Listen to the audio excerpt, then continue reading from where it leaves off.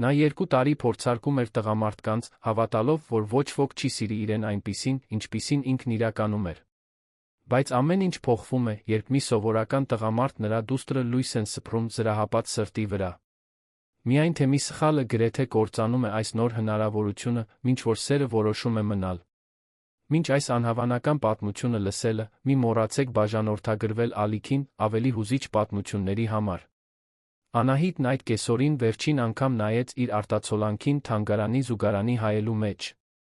Իտալական մետաքսից էլեգանտ զգեստը կրկին տեղը կզիջեր պարզ ու մաշված հագուստներին, որոնք նա գնել էր երկրորդ ձեռքի խանութից Երանի ծայրամասերում։ Եվս մեկ փորձարկման ժամանակն էր։ 35 տարեկանում Անահիտ Ալյանցը նվաճել էր նախանձելի դիրք, դառնալով Հայաստանի ամենահարգված թանգարաններից մեկի գեղարվեստական տնօրենը։ Նրա աշխատանքը միջազգայնորեն ճանաչված էր, իսկ նրա անձնական կարողությունը թույլ էր տալիս շքեղ կյանք վարել, որի մասին շատերը միայն երազում էին։ Բայց այս ամբողջ բարեկեցությունը եկել էր մի գնով, որը նա ցավալի կերպով հայտնաբերեց։ Անհնար էր իմանալ, թե ով էր իրականում հետաքրքրված իրենով, ով էր պարզապես տեսնում սոցիալական կամ ֆինանսական առաջընթացի հնարավորություն։ 2 տարի առաջ ամեն ինչ փոխվել էր։ 2 տարի առաջ նա հայտնաբերեց, որ Վահագնը, ում հետ գրեթե 1 տարի հարաբերություններ էր պահպանում, մոտեցել էր իրեն միայն թանգարանի առաջիկա ձեռքբերումների մասին արտոնյալ տեղեկություններ ստանալու համար։ Նա այդ տեղեկությունները փոխանցում էր անազնիվ արվեստի գործակալներին, արհեստականորեն ուռճացնելով արվեստի շուկան։ Երբ նա առերեսվեց Վահագնի հետ, նա նույնիսկ չփորձեց հերքել։ Պարզապես ասաց, որ նա պետք է ավելի խելացի լիներ։ Վահագնի դավաճանությունը հետագա հիասթափությունների շարքից ընդամենը առաջինն էր։ Արմենը, ակնհայտորեն հաջողակ փաստաբանը, փող էր պարտքով խնդրել ներդրման համար, որը պարզվեց, որ իր կարողությունը գողանալու համար մշակված խաբեություն էր։ Պետրոսը, աճող քաղաքական գործիչը, նրան օգտագործեց որպես կամուրջ իր քարոզարշավում ազդեցիկ կոլեկցիոներների աջակցությունը ստանալու համար, ընտրվելուց հետո ամբողջությամբ անհետացավ։ Յուրաքանչյուր փորձ ավելի խորը հետք էր թողնում նրա վստահելու կարողության վրա։ Անահիտը հասկացավ, որ իր սոցիալական դիրքը նրան դարձնում է մշտական թիրախ։ Իրեն մոտեցող տղամարդիկ նախ տեսնում էին իր բանկային հաշվի թվերը, ապա այն կապերը, որ նա կարող էր առաջարկել, վերջապես, եթե տեսնում էին այն կինը, ինչպիսին նա իրականում էր։ Հենց այդ ժամանակ առաջացավ փորձարկումների գաղափարը։ Առաջին անգամը գրեթե պատահական էր։ Նա գտնվում էր քաղաքի կենտրոնի մի պարզ սրճարանում, հագած պատահական հագուստ, աշխատանքում հատկապես դժվար օրվանից հետո, երբ Տիգրանը մոտեցավ նրան։ Նա ֆիզկուլտուրայի ուսուցիչ էր պետական դպրոցում, ամբողջ խոսակցության ընթացքում ցուցաբերեց անկեղծ հետաքրքրություն նրա կարծիքների, ճաշակների, ֆինանսական դժվարությունների մասին հորինված պատմությունների նկատմամբ։ Երբ նա հիշատակեց, որ անգործ է, նա պնդեց վճարել սուրճի համար, նույնիսկ առաջարկեց կոնտակտներ հնարավոր աշխատանքային թափուր տեղերի համար։ Մի քանի շաբաթ Անահիտը ապրում էր ֆանտազիայով։ Տիգրանը նրան քնքշությամբ էր վերաբերվում, հարգում էր նրա ֆինանսական սահմանափակումները, պլանավորում էր պարզ, բայց նշանակալի հանդիպումներ։ Նա նույնիսկ մտածեց ճշմարտությունը բացահայտելու մասին։ Մինչ պատահաբար չհայտնաբերեց, որ նա արդեն 3 տարի նշանված էր աշխատակցուհու հետ պարզապես արտաամուսնական արկած էր փնտրում։ Բայց այդ փորձը սերմ ցանեց։ Եթե նա կարողացավ մի քանի շաբաթ կեղծիք պահպանել Տիգրանի հետ, ապա կարող էր նույնը անել այլ տղամարդկանց հետ։ Նա կարող էր վերջապես պարզել, թե արդյոք կա մեկը, ով կարող է հետաքրքրվել իրենով, առանց իմանալու նրա իրական վիճակը։ Այսպես սկսվեցին համակարգված փորձարկումները։ Անահիտը ստեղծեց մանրակրկիտ մշակված այլընտրանքային ինքնություն։ Մարինան, 32 տարեկան կին, 6 ամիս անգործ, ապրում էր ժամանակավոր աշխատանքներով, փոքր բնակարան էր կիսում ընկերուհու հետ։ Մարինան հագնում էր երկրորդ ձեռքի խանութներից գնված հագուստ, կրում էր մաշված սինթետիկ պայուսակ, միշտ թվում էր փոքր-ինչ անհանգիստ փողի պատճառով։ Առաջին ամիսներին փոխակերպումը գրեթե թատերական էր։ Անահիտը ուսումնասիրում էր տարբեր տնտեսական վիճակներում գտնվող մարդկանց վարվելաձևերը, դիմախաղերը, նույնիսկ մարմնի դիրքը։ Նա դիտում էր կանանց ավտոբուսներում, բանկերի հերթերում, աշխատանքի կենտրոններում։ Սովորեց խոսել ուշացած հաշիվների, ձախողված աշխատանքային հարցազրույցների, հաջորդ ամսվա վարձի համար փող ունենալու անորոշության մասին։ Առաջին պաշտոնական փորձարկումը Ֆիլիպի հետ էր, ինժեների, ում նա հանդիպել էր օգտագործված գրքերի տոնավաճառում։ Երեք հանդիպման ընթացքում նա ցուցաբերեց բարություն ըմբռնում նրա ֆինանսական դժվարությունների նկատմամբ։ Նա պնդում էր վճարել ուտելիքի համար, ընտրում էր անվճար ժամանցային ծրագրեր, նույնիսկ օգնություն առաջարկեց վերանայելու իր հորինված ինքնակենսագրականը։ Անահիտը սկսեց հույսեր փայփայել։ Մինչ նրանց չորրորդ հանդիպումը, երբ Ֆիլիպը պատահաբար հիշատակեց, որ իր քեռին սուպերմարկետների ցանցի սեփականատեր է, որ իրենց պետք է մեկը առանց շատ հավակնությունների վարչական բաժնում աշխատելու համար։ Առաջարկին ուղեկցում էր մի առաջարկություն։ Նա կարող էր ստանալ աշխատանքը մի քանի անձնական օգնությունների դիմաց։ Օրինակը կրկնվեց 26 անգամ։ Արամը, նոր ավարտած բժիշկը, հետաքրքրություն ցուցաբերեց, մինչ չհայտնաբերեց, որ նա մասնավոր առողջապահական ապահովագրություն չուներ։ Լուկան, անկախ երաժիշտը, քնքուշ ուշադիր էր, մինչ չհասկացավ, որ նա չի կարող ֆինանսապես օգնել իր կարիերային։ Ոմանք ավելի նուրբ էին, մյուսները գրեթե դաժան իրենց օբյեկտիվության մեջ։ Բայց բոլորը, առանց բացառության, կորցնում էին հետաքրքրությունը, երբ պարզ էր դառնում, որ Մարինան նյութական կամ սոցիալական առավելություններ չէր առաջարկում։ 27 հանդիպում, 27 հիասթափություն, 27 հաստատում, որ նրա անվստահությունը հիմնավորված էր։ Անահիտը սկսեց փաստագրել յուրաքանչյուր փորձարկում մանրամասն օրագրում։ Նա գրառում էր ոչ միայն իրադարձությունները, այլ իր սեփական էմոցիոնալ ռեակցիաները։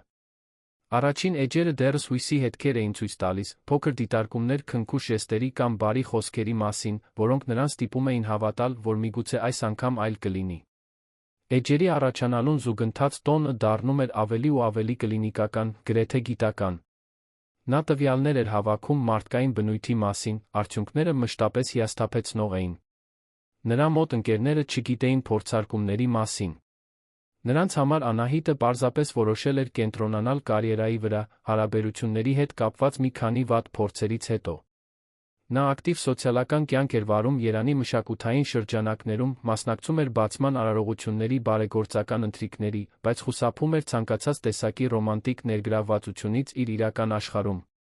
Թանգարանը դարձել էր նրա գլխավոր ապաստանը։ Այն արվեստի գործերի միջ, որոնք նա օգնում էր ընտրել, այն ցուցահանդեսների, որոնք նա կազմակերպում էր, Անահիտը գտնում էր գեղեցկության միծ, որը չէր հիասթափեցնում, չէր ստում, չուներ թաքնված մտադրություններ։ Այն արվեստագետները, որոնց աշխատանքները նա ցուցադրում էր, արդեն հեռացել էին, թողնելով միայն իրենց արվեստը որպես ժառանգություն։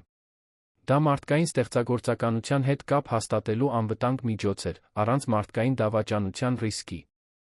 28-րդ փորձարկման նախօրեին Անահիտը հատկապես թերահավատ էր։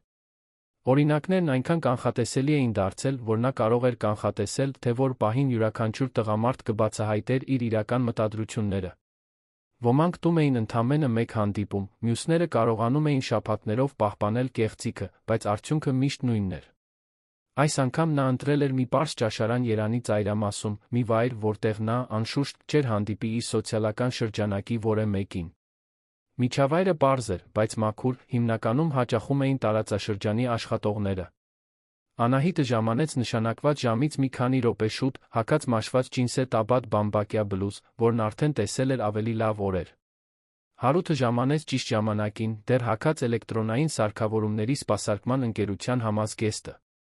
Նրա ձեռքերին յուղի փոքր բծեր կային, թեթակի հոգնած արտահայտություն նրանից, ով ամբողջ օրն աշխատել էր։ Բայց երբ նրա աչքերը հանդիպեցին Անահիտի աչքերին, նրա դեմքը լուսավորվեց անկեղծ ժպիտով, որը նրան անակնկալի բերեց։ Արդեն ամիսներ էր, ինչ Անահիտն առաջին անգամ էր հանդիպման սկզբնական պահին այլ զգացողություն ունենում։ Դա հույս չէր, ճիշտ է, բայց մի հետաքրքրություն, որը նա վաղուց չէր զգացել։ Հարութը ներողություն խնդրեց 5 րոպե ուշանալու իր հագուստի վիճակի համար, բացատրելով, որ ուղիղ աշխատանքից է եկել, չկորցնելու համար նրան։ Զրույցի առաջին րոպեներին Անահիտը մտովի կիրառեց իր սովորական ստուգման ցուցակը։ Հարութը խոսում էր իր աշխատանքի մասին անկեղծ հպարտությամբ, առանց փորձելու տպավորել նրան կամ նվազեցնել իր պարտականությունները։ Երբ նա հիշատակեց, որ ֆինանսական դժվարություններ է ունենում, նա չփոխեց դիրքը, անհանգստություն չցուցաբերեց։ Ընդհակառակը, նա կիսվեց իր սեփական փորձով անկայուն աշխատանքների անհանգստության մասին, պատասխանատու լինելու ոչ միայն իր, այլ իր 7-ամյա դստեր համար։ Դստեր հիշատակումը կարող էր տագնապի ազդանշան լինել, բայց այն, թե ինչպես էր Հարութը խոսում Նարեի մասին, տարբերվում էր այն ամենից, ինչ Անահիտը նախկինում դիտել էր։ Դա տպավորելու կամ կարեկցություն առաջացնելու տոն չէր։ Դա պարզապես նվիրված հոր անպայման սերն էր, բնականորեն խոսելով իր կյանքի ամենակարևոր մարդու մասին։ Երբ հաշիվը վճարելու ժամանակը եկավ, Անահիտը կիրառեց իր ստանդարտ փորձարկումը։ Նա ծածրեց, թե անհանգիստ արտահայտությամբ փող է փնտրում պայուսակում, ինչ-որ բան մրմնջաց, մոռանալու մասին, որ բանկ չի անցել։ Հարութը ոչ մի վայրկյան չհետաձգեց։ Մխիթարական ժպիտով ասաց, որ դա խնդիր չէ, որ շաբաթվա ընթացքում լրացուցիչ աշխատանք էր կատարել հենց այն պատճառով, որ կարողանար պատշաճ կերպով հրավիրել նրան ընթրիքի։ Երբ երեկոն առաջ էր շարժվում, Անահիտը հայտնաբերեց Հարութի այնպիսի հատկանիշներ, որոնք մարտահրավեր էին նետում բոլոր այն օրինակներին, որոնք նա դիտել էր նախորդ փորձարկումներում։ Նա չփորձեց տպավորել նրան իր մասնագիտական նվաճումների մասին չափազանցված պատմություններով։ Նա հետաքրքրություն չցուցաբերեց իմանալու, թե որտեղ է նա ապրում կամ ինչպիսին է իր ֆինանսական վիճակը, բացի անկեղծ մտահոգությունից, երբ նա հիշատակեց, որ անգործ է։ Փոխարենը, Հարութը կրկոտ խոսեց իր աշխատանքում ունեցած փոքր հաղթանակների մասին, մի բարդ համակարգ, որը նա կարողացել էր վերանորոգել բոլոր սպասելիքներին հակառակ, տեխնիկական խնդիրներ լուծելու բավարարվածությունը, որոնք այլ տեխնիկներ անհնար էին համարել։ Նրա ձայնում անկեղծ հպարտություն կար, որը չէր փորձում փոխհատուցել անապահովությունները կամ փնտրել արտաքին հաստատում։ Երբ խոսակցությունը շրջվեց դեպի Նարեն, Հարութի դեմքը բառացիորեն լուսավորվեց։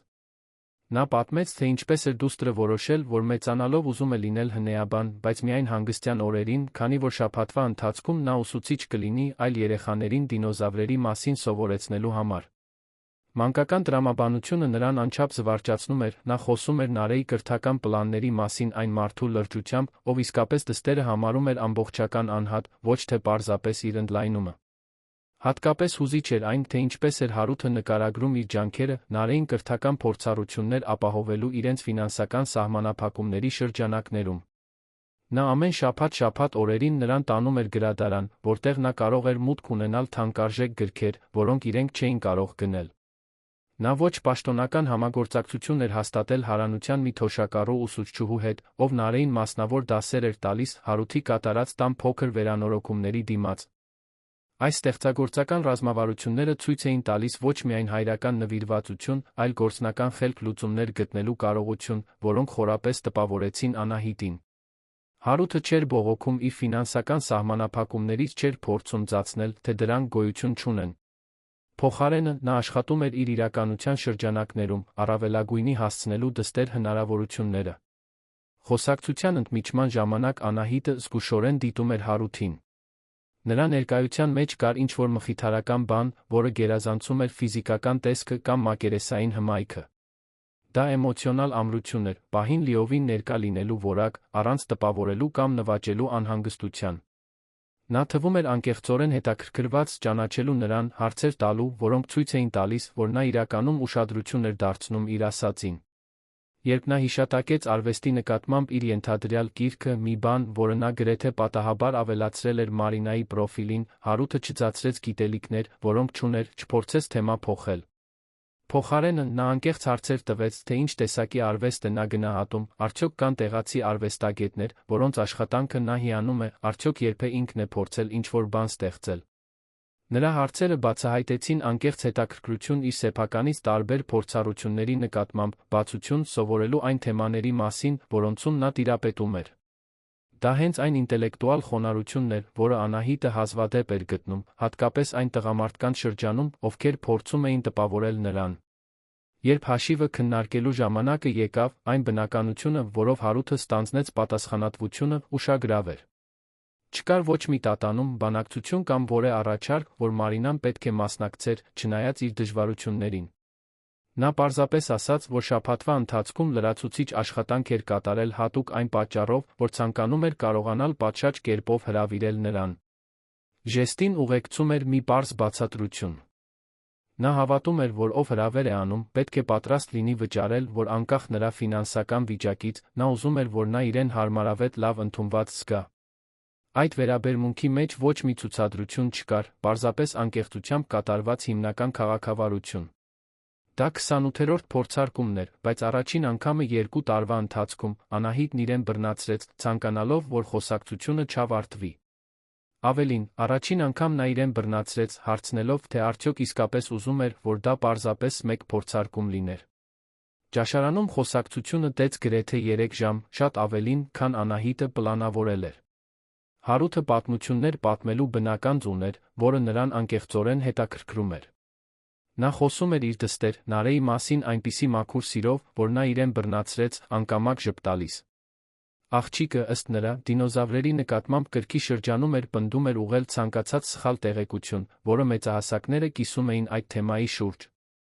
Արդեն ամիսներ էր, ինչ Անահիտն առաջին անգամ էր մտովի չէր չափում հանդիպման տողությունը չէր փնտրում ֆինանսական հետաքրքրության նշաններ։ Հարութը ոչ մի հարց չտվեց նրա մասնագիտական վիճակի մասին, բացի անկեղծ մտահոգությունից, երբ նա հիշատակեց, որ անգործ է։ Նա հրաշագործ լուծումներ չառաջարկեց, չփորձեց տպավորել նրան իր ունեցած կապերով։ Նա պարզապես լսեց, կիսվեց իր սեփական փորձով, կարեկցանքով։ Երբ վերջապես հրաժեշտ տվեցին, Հարութը չպնդեց, որ ուղեկցի նրան տուն, հարգելով նրա խոսքը, որ նա նախընտրում է մենակ ավտոբուս նստել։ Բայց խնդրեց կրկին տեսնել նրան, այնպիսի անկեղծությամբ, որն անսպասելիորեն արագացրեց նրա սիրտը։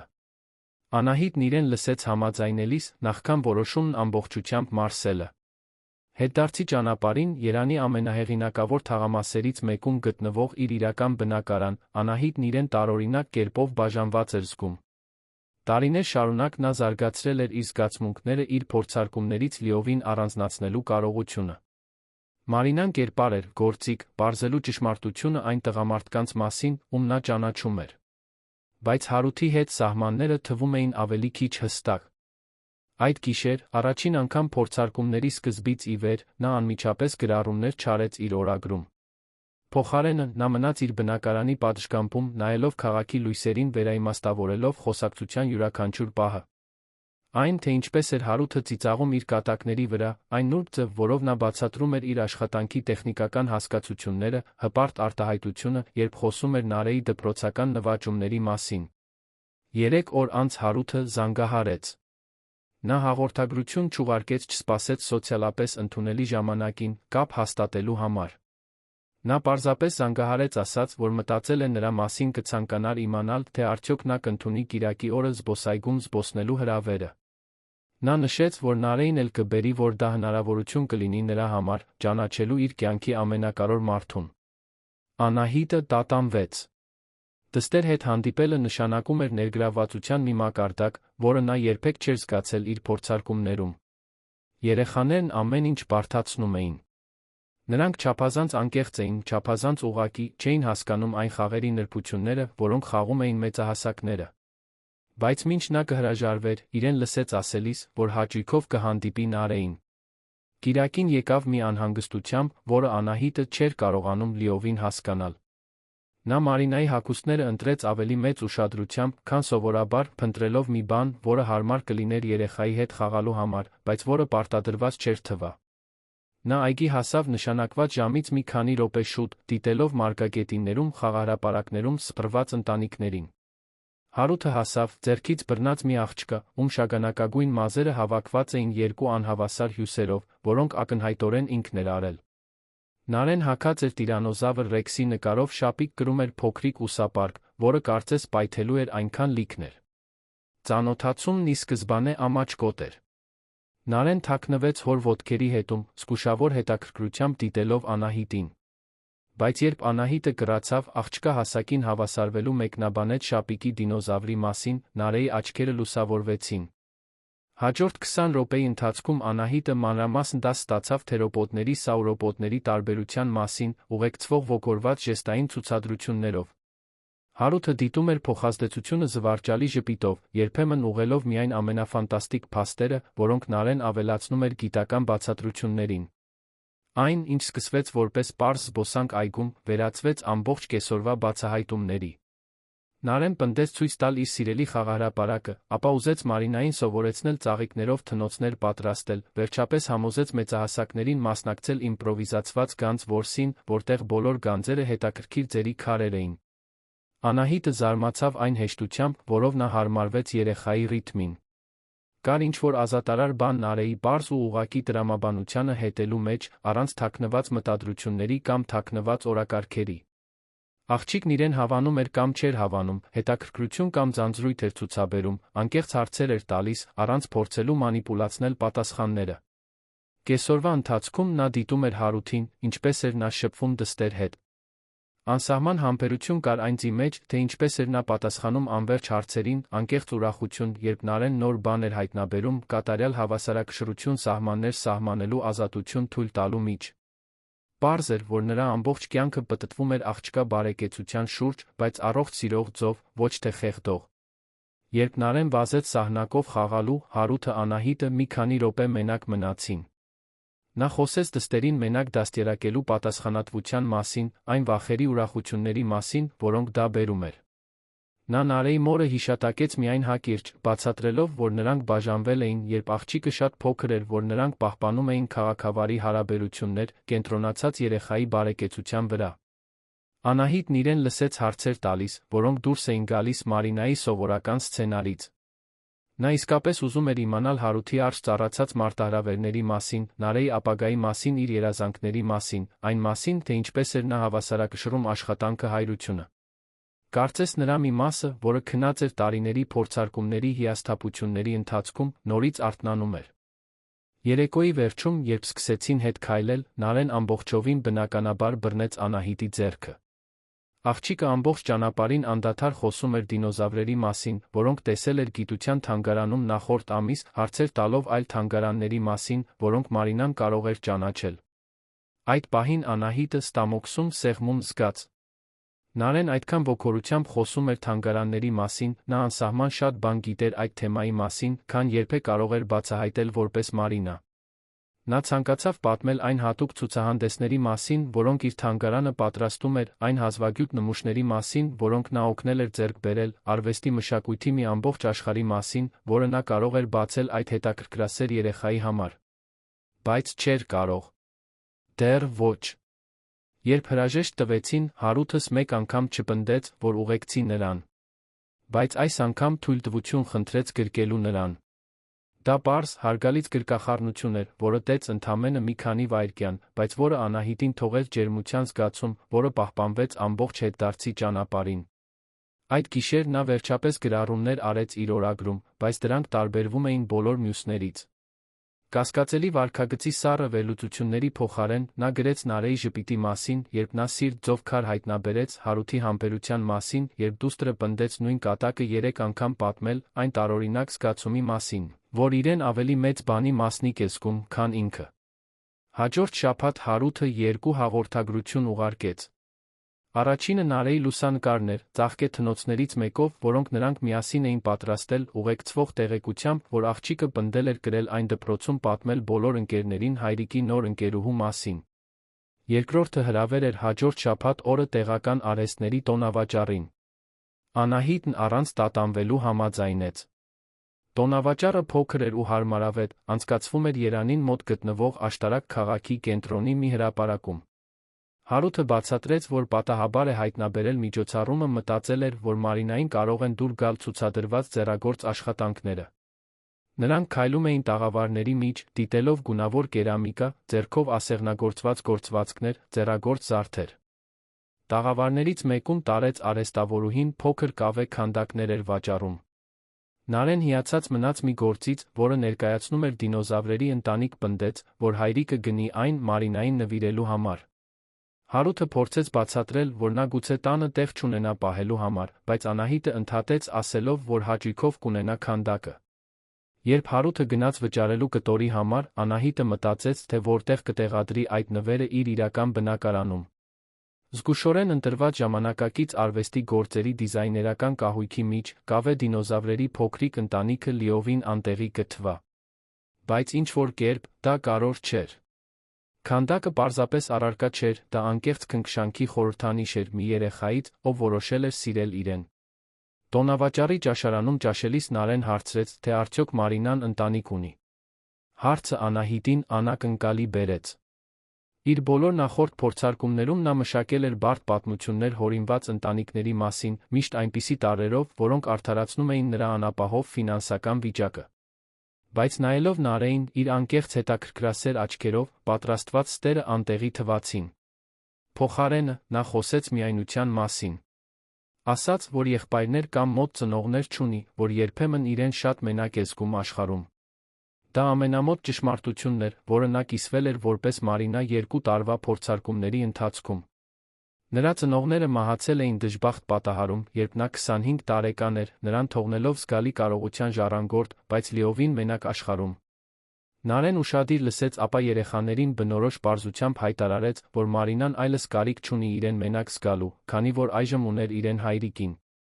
Հարութը ժպտաց ավելացրեց, ասելով, որ բոլորին ընտանիք է պետք, նույնիսկ եթե արյունակից ընտանիք չլինի։ Այդ կեսօրին, առաջին անգամ փորձարկումների սկզբից ի վեր, Անահիտը լրջորեն կասկածի տակ դրեց, թե ինչ էր անում։ Հարութը Նարեն պարզապես մեկ փորձարկում չէին։ Նրանք իրական մարդիկ էին, իրական զգացմունքներով, ովքեր անկեղծ կապ էին ստեղծում մեկի հետ, ով ամբողջությամբ գոյություն չուներ։ Նրանց հետ անցկացրած յուրաքանչյուր պահի հետ Մարինայի Անահիտի միջ հեռավորությունը նվազում էր, նա այլս չգիտեր, թե որտեղ էր ավարտվում կերպարը սկսվում իրական կինը։ Հետդարձի ճանապարհին Նարեն քնեց Հարութի համեստ մեքենայի հետի նստարանին։ Նրանք հարմարավետ լռության մեջ էին վարում, ուղեկցվող միայն երեխայի շնչառության մեղմ ձայնով։ Երբ հասան այն կետին, որտեղ Անահիտը միշտ ասում էր, որ ապրում է, Հարութը անջատեց շարժիչը, նրանք մնացին ցածր ձայնով խոսելով, Նարեին չարթնացնելու համար։ Հենց այդ լուռ մտերմության պահին Անահիտը հասկացավ, նա սիրահարվում էր։ Ոչ թե Մարինան Հարութին, այլ ինքը Անահիտը առաջին անգամ տարիների ընթացքում անկեղծ զգացմունքներ էր զարգացնում մեկի նկատմամբ, ով նույնիսկ չգիտեր նրա իրական ինքնությունը։ Բացահայտումը նրան խորապես վախեցրեց։ Իր բոլոր նախորդ փորձարկումների ընթացքում նա պահպանել էր զգույշ էմոցիոնալ հեռավորություն, դիտելով վարքագծերը, կարծես գիտնական լիներ, ով լաբորատորիայում նմուշներ էր ուսումնասիրում։ Կային մանրամասն գրառումներ, սառը վերլուծություններ, բացառապես դիտարկվող ապացույցների վրա հիմնված եզրակացություններ։ Բայց Հարութի հետ այն կանոնները, որոնք նա սահմանել էր իր համար, անտեղի թվացին։ Նա իրեն բռնացրեց, մտածելով նրա մասին աշխատանքի ընթացքում, սպասելով իրենց հաջորդ հանդիպումներին, անկեղծորեն մտահոգված նրա բարեկեցությամբ երջանկությամբ։ Նա այլս տվյալներ չէր հավաքում տղամարդկային բնույթի մասին։ Նա պարզապես ապրում էր իրական մարդկային կապով, առաջին անգամ տարիների ընթացքում։ Իրավիճակն ավելի բարդացնում էր Նարեն։ Աղջիկն իր կյանք ընդունել էր Մարինային երեխաներին բնորոշ պարզությամբ, առանց հարցականի տակ դնելու դրդապատճառները կամ թաքնված մտադրությունները։ Նարեի համար Մարինան պարզապես մի բարի մարդ էր, ով սիրում էր նրա հետ խաղալ, ով հայրիկին հատուկ կերպով ժպտացնում էր։ Այդ գիշեր, մենակ իր շքեղ բնակարանում, Անահիտն իրեն գտավ մի երկընտրանքի մեջ, որը չէր կանխատեսել, երբ սկսել էր փորձարկումները։ Կային երկու հստակ տարբերակ։ Բացահայտել ճշմարտությունը, թե ով էր ինքն իրականում, ռիսկի դիմել կորցնելու Հարութին Նարեին կամ շարունակել ապրել ավելի ու ավելի բարդացող ստի մեջ։ Առաջին տարբերակը նրան սարսափեցնում էր։ Այդքան վատ փորձերից հետո նորից խոցելի դառնալու, վստահելու, որ Հարութը լավ կպատասխանի, իմանալով իր կարողության սոցիալական դիրքի մասին, հսկայական էմոցիոնալ ռիսկ էր թվում։ Իսկ եթե նա բոլոր մյուսների նման լիներ, պարզապես ավելի լավ թաքցնելով իր իրական մտադրությունները։ Բայց երկրորդ տարբերակը նույնքան անկայուն էր դառնում։ Յուրաքանչյուր անկեղծ երջանկության պահ, որը նա կիսում էր Հարութի Նարեի հետ, ուղեկցվում էր աճող մեղքի զգացումով։ Նա հարաբերություններ էր կառուցում հիմնարար ստի վրա, որքան շատ ժամանակ էր անցնում, այնքան դժվար էր լինելու շտկել խաբեությունը։ Հաջորդ շաբաթների ընթացքում այս ներքին կոնֆլիկտները սրվեցին։ Անահիտը սկսեց ապրել երկու լիովին առանձին կյանքով, այնպիսի ճշգրտությամբ, որը երբեմն վախեցնում էր նրան։ Շաբաթվա ընթացքում նա հարգված գեղարվեստական տնօրենն էր, որոշումներ կայացնելով միլիոնավոր արժողությամբ ցուցահանդեսների մասին շփվելով միջազգային կոլեկցիոներների հետ։ Հանգստյան օրերին ազատ կեսօրներին նա վերածվում էր Մարինայի պարզ կնոջ, ով սովորում էր սիրող ընտանիքի մաս լինել։ Փոխակերպումը ոչ միայն ֆիզիկական էր, թե դա նույնպես մշտական խնամք էր պահանջում։ Դա հոգեբանական, էմոցիոնալ էր։ Որպես Մարինա, նա իրեն թույլ էր տալիս հանգստանալ այնպես, ինչպես տարիներ շարունակ չէր արել։ Ավելի հեշտությամբ էր ծիծաղում, ցուցաբերում էր անկեղծ խոցելիություն, թույլ էր տալիս, որ ուրիշները հոգ տանեն իր մասին, մշտապես վերահսկողության տակ լինելու փոխարեն։ Կային մաքուր ուրախության պահեր, որոնք նրան անակնկալի էին բերում։ Ինչպես այն ժամանակ, երբ Նարեն պնդեց Մարինային սովորեցնել թղթե ինքնաթիռներ պատրաստել, հանգեցնելով Հարութի փոքրիկ, բայց հարմարավետ բնակարանում ամբողջ կեսօրվա օդային մրցույթների։ Կամ երբ Հարութը, նկատելով, որ նա հոգնած էր թվում հորինված աշխատանք փնտրելու դժվար օրվանից հետո, հատուկ թեյ պատրաստեց պարզապես նրա հետ նստեց հարմարավետ լռության մեջ։ Քնքշանքի այս ինքնաբուխ ժեստերն Անահիտի համար ավելի թանկ էին, քան իր իրական կյանքում ստացած ցանկացած թանկարժեք նվեր։ Կար ինչ-որ խորապես մխիթարական բան խնամվելու մեջ, առանց ակնկալիքների, սիրված լինելու մեջ, առանց պայմանների, ընդունված լինելու մեջ, Մարինայի բոլոր ենթադրյալ թերություններով, սահմանափակումներով։ Բայց նա կար աճող լարվածության պահեր։ Երբ Նարեն հարցեր էր տալիս Մարինայի ընտանիքի մասին, Անահիտը ստիպված էր իմպրովիզացնել պատմություններ գոյություն չունեցող ազգականների մասին։ Երբ Հարութը օգնություն էր առաջարկում նրան աշխատանք գտնելու համար, օգտագործելով իր սեփական սահմանափակ կապերը, նա ստիպված էր պատրաստել պատճառաբանություններ, չհետելու այն հնարավորություններին, որոնք նա քաղաքավարի կերպով ստեղծում էր նրա համար։ Ավելի ցավալի էր այն, երբ Անահիտի բնական փորձը գրեթե դավաճանում էր նրան։ Ինչպես այն ժամանակ, երբ նրանք այցելեցին փոքրիկ տեղական պատկերասրահ, նա գրեթե ուղղեց սխալ տեղեկությունները արվեստի տեխնիկայի մասին, որոնք կամավոր ուղեցույցը կիսում էր։ Կամ երբ Նարեն բարդ հարցեր տվեց պատմության մասին, որոնց Անահիտը կարող էր հեշտությամբ պատասխանել, բայց Մարինան ենթադրաբար չէր իմանա։ Յուրաքանչյուր ստի հետ, որքան էլ փոքր լիներ, Անահիտն իր սեփական ամբողջականության աստիճանական քայքայում էր զգում։ Նա սկսել էր փորձարկումները, բացահայտելու ուրիշների անկեղծությունը, բայց այժմ իրեն հայտնաբերեց հիմնովին անազնիվ այն մարդկանց նկատմամբ, ովքեր իր համար ամենակարևորն էին։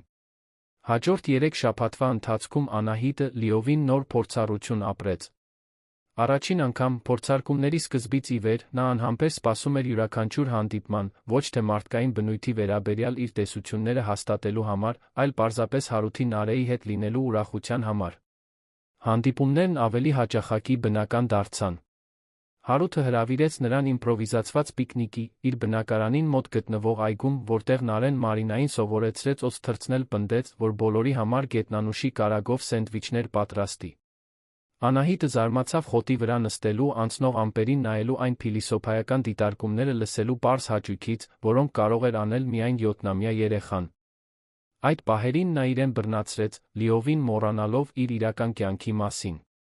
Թանգարանը, պարտականությունները, նույնիսկ իր շքեղ բնակարանի հարմարավետությունը հեռավոր պակաս կարևոր թվացին, քան այն պատկանելության զգացումը, որը նա զգում էր այդ երկու մարդկանց կողքին։ Հարութը իր հերթին Մարինայի նկատմամբ աճող ուշադրություն էր ցուցաբերում, որը շատ ավելին էր, քան քաղաքավարությունը։ Նա հիշում էր փոքրիկ մանրամասներ, որոնք նա հիշատակում էր, ինչպես առանց շաքարի սուրճի նախապատվությունը կամ սարսափ ֆիլմերի նկատմամբ նրա հակակրանքը։ Երբ նա պատահաբար մեկնաբանեց, որ ամիսներ շարունակ պատշաճ պիցցա չէր կերել ֆինանսական խնդիրների պատճառով, նա հաջորդ հանդիպմանը հայտնվեց տնական պիցցայով, որը հատուկ նրա համար էր պատրաստել։ Հենց այս տեսակի ժեստերն էին ամենաշատը ցնցում Անահիտին։ Հարութը չէր փորձում տպավորել նրան շռայլ ծախսերով կամ կարգավիճակի ցուցադրումներով։ Փոխարենը, նա ժամանակ մտածողություն էր ներդնում փոքր գործողությունների մեջ, որոնք ցույց էին տալիս, որ նա իսկապես ուշադրություն էր դարձնում իր ասածին, մտահոգված էր նրա բարեկեցությամբ։ Նարեն նույնպես Մարինային ընդունել էր որպես իրենց կյանքի բնական մաս։ Աղջիկը մշտապես հիշատակում էր նոր ընկերուհուն դպրոցում, նրա համար նկարներ էր ստեղծում, նույնիսկ աղանդերի հատուկ կտորներ էր պահում, հանդիպումների ժամանակ կիսելու համար։ Երեխայի քնքշանքի դրսևորումների մեջ կար մի մաքրություն, որը խորապես հուզում էր Անահիտին։ Մի կեսօր, մինչ Նարեն խաղում էր խաղահրապարակում, Հարութը Մարինան զրուցում էին մոտակա նստարանին նստած։ Նա խոսեց դստեր ապագայի վերաբերյալ իր ծրագրերի մասին, այն խնայողությունների մասին, որոնք նա կատարում էր նրան մասնավոր դպրոց տեղավորելու համար, գիտության ավելի լավ ուսուցմամբ, քանի որ նա այդքան հետաքրքրություն էր ցուցաբերում այդ թեմայի նկատմամբ։ Նա հիշատակեց Նարեին Երանի բնության պատմության թանգարան տանելու երազանքի մասին, բայց որ դեռ բավականաչափ գումար չէր հավաքել ամբողջական զբոսանքի համար։ Այդ պահին Անահիտը գրեթե անհաղթահարելի ցանկություն զգաց բացահայտելու, որ նա կարող էր ոչ միայն Նարեին տանել թանգարան, այլ ապահովել կրթական փորձառություններ, որոնք աղջիկը երբեք չէր պատկերացրել։ Նա ստիպված էր իրեն ֆիզիկապես զսպել, չխոսելու իր ունեցած կապերի, իր թանգարանի կողմից առաջարկվող երեխաների համար հատուկ ծրագրերի, հավաքածուների մասնավոր այցելությունների հնարավորության մասին։ Ներքին լարվածությունն ավելի ու ավելի դժվար էր դառնում տանելը։ Թանգարանում իր սովորական օրերի ընթացքում Անահիտն իրեն բռնացրեց, մտածելով, թե ինչպես կլինի Հարութին Նարեին ներառել իր իրական կյանքում։ Նա պատկերացնում էր աղջկա հիացմունքի արտահայտությունը, տեսնելով ցուցահանդեսները, այն, թե ինչպես Հարութը հավանաբար կտպավորվի իր կատարած աշխատանքից, բայց մինույն ժամանակ հարգալից անկեղծորեն հետաքրքրված։ Թանգարանի իր գործընկերները սկսեցին նկատել փոփոխություններ նրա վարքագծում։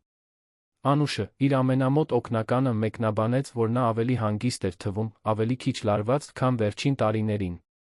Անահիտը գրեթե մի քանի անգամ պատմեց Հարութի Նարեի մասին, բայց միշտ զսպվեց։ Ինչպես բացատրեր, որ շաբաթներ շարունակ բարդ ստի մեջ էր ապրում։ Հատկապես հատուկ հանդիպման ժամանակ ամեն ինչ փլուզվեց։ Հարութը Մարինային հրավիրել էր իրենց հետ գնալու մի գիտական տոնավաճառ, որը կազմակերպում էր Նարեի դպրոցը։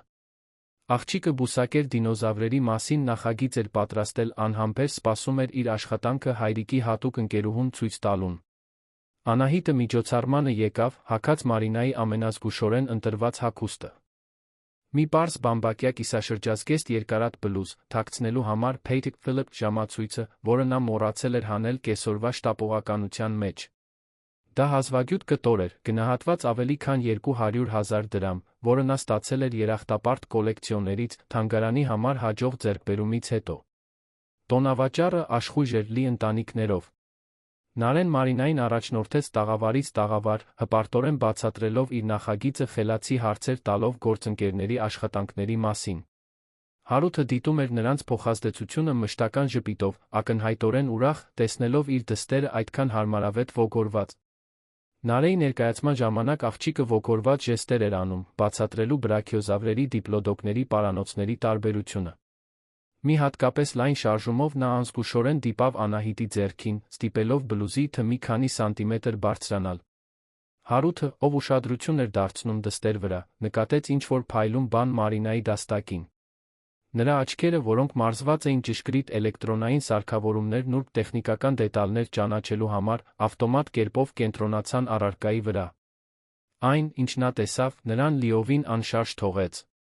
Ժամացույցն անսխալաբար թանկ էր։ Ոչ միայն թանկ, այլ արտակարգ հազվագյուտ։ Հարութը դա գիտեր, քանի որ աշխատել էր շքեղ ոսկերչական խանութների անվտանգության համակարգերի սպասարկման վրա, սովորել էր ճանաչել բարձր արժեքի իրերը։ Նման ժամացույցն ավելի թանկ արժեր, քան նա կվաստակեր 5 տարվա աշխատանքի ընթացքում։ Անահիտը նկատեց Հարութի հայացքը արագորեն իջեցրեց թ, բայց արդեն ուշ էր։ Նրա դեմքի արտահայտությունը լիովին փոխվել էր։ Դա բարկություն չէր, նույնիսկ մեղադրանք չէր։ Դա խորը շփոթություն էր, խառնված աճող տխրության հետ։ Նրանք ավարտեցին Նարեի ներկայացումը դիտելը, ով բարեբախտաբար ոչինչ չնկատեց։ Աղջիկը կազմակերպիչներից գովասանքի խոսքեր ստացավ փոքր մրցանակ ստեղծագործականության համար, ճառագելով երջանկություն։ Բայց մեծահասակների միջ մթնոլորտը վերածվել էր լարված անհարմար բանի։ Տունդարձի ճանապարհին Հարութը լուռ էր վարում։ Նարեն, հոգնած օրվա հուզմունքից, արագ քնեց հետի նստարանին։ Հենց այդ ժամանակ նա որոշեց խոսել։ Մարինա, ասաց նա հանգիստ, աչքերը ճանապարհից չկտրելով, մենք պետք է խոսենք։ Անահիտը զգաց, որ ստամոքսը սեղմվում է։ Նա գիտեր, որ եկել է այն պահը, որից շաբաթներ շարունակ վախենում էր։ Կեղծիքը պատրաստվում էր փլուզվել։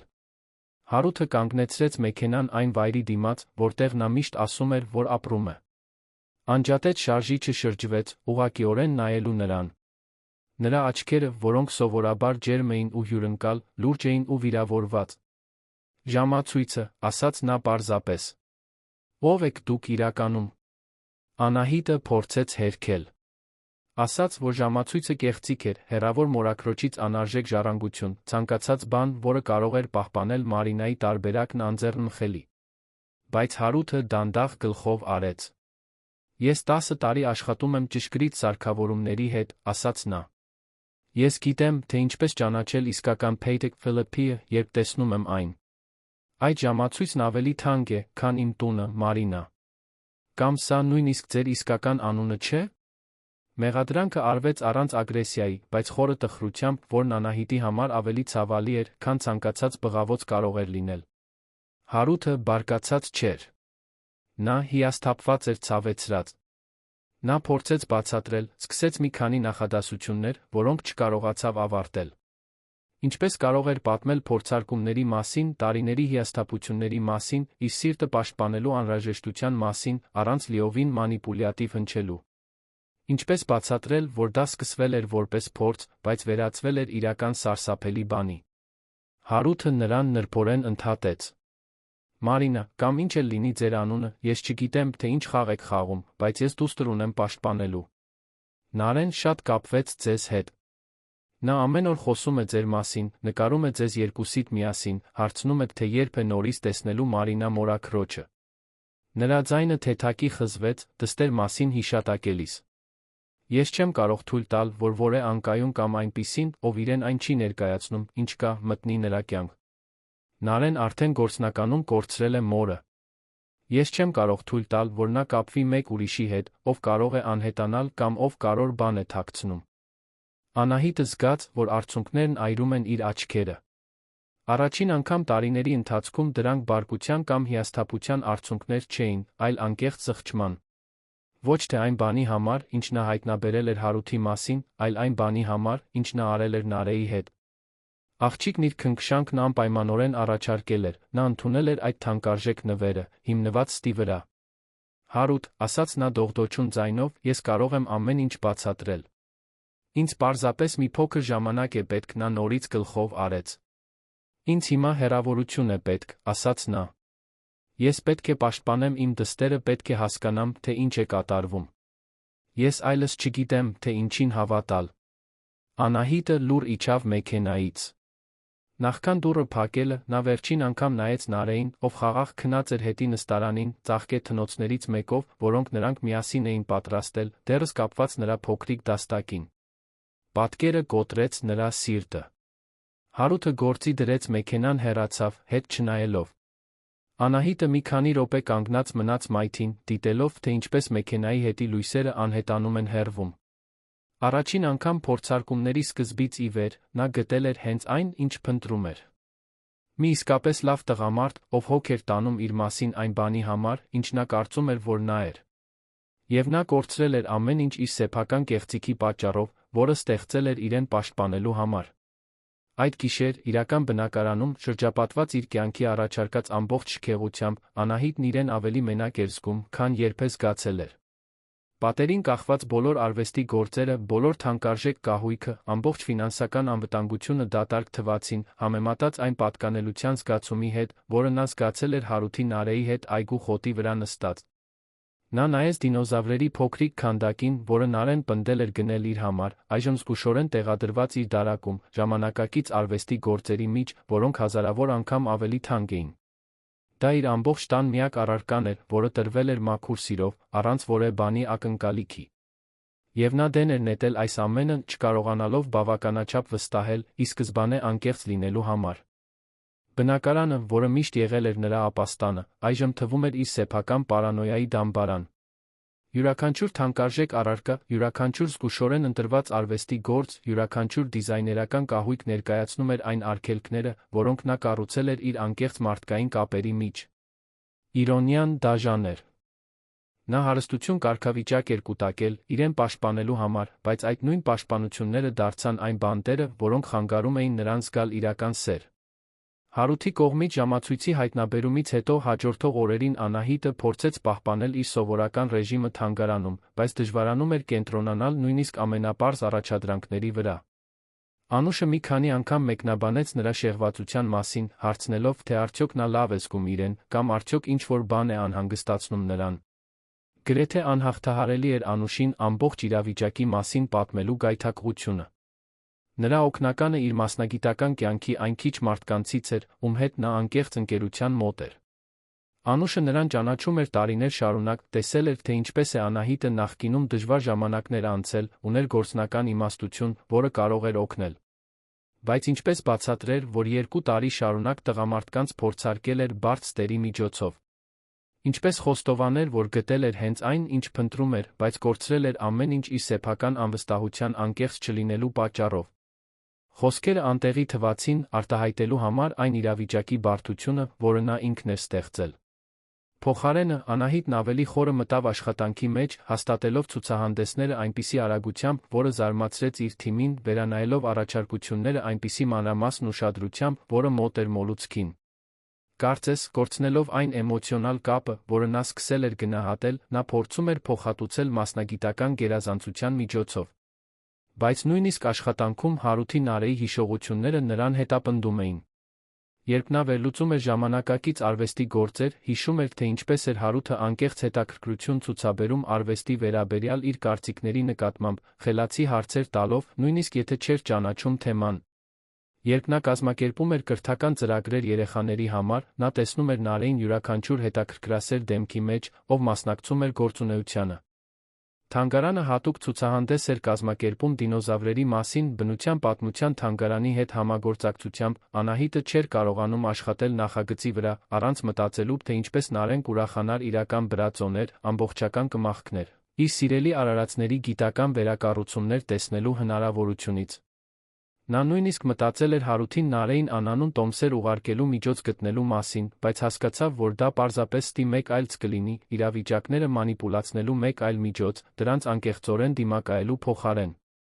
Դինոզավրերի ցուցահանդեսի հովանավորությունների վերաբերյալ հանդիպման ժամանակ Անահիտն իրեն բռնացրեց, պատկերացնելով, թե ինչպես կլինի Հարութին Նարեին ներառել իր իրական կյանքում։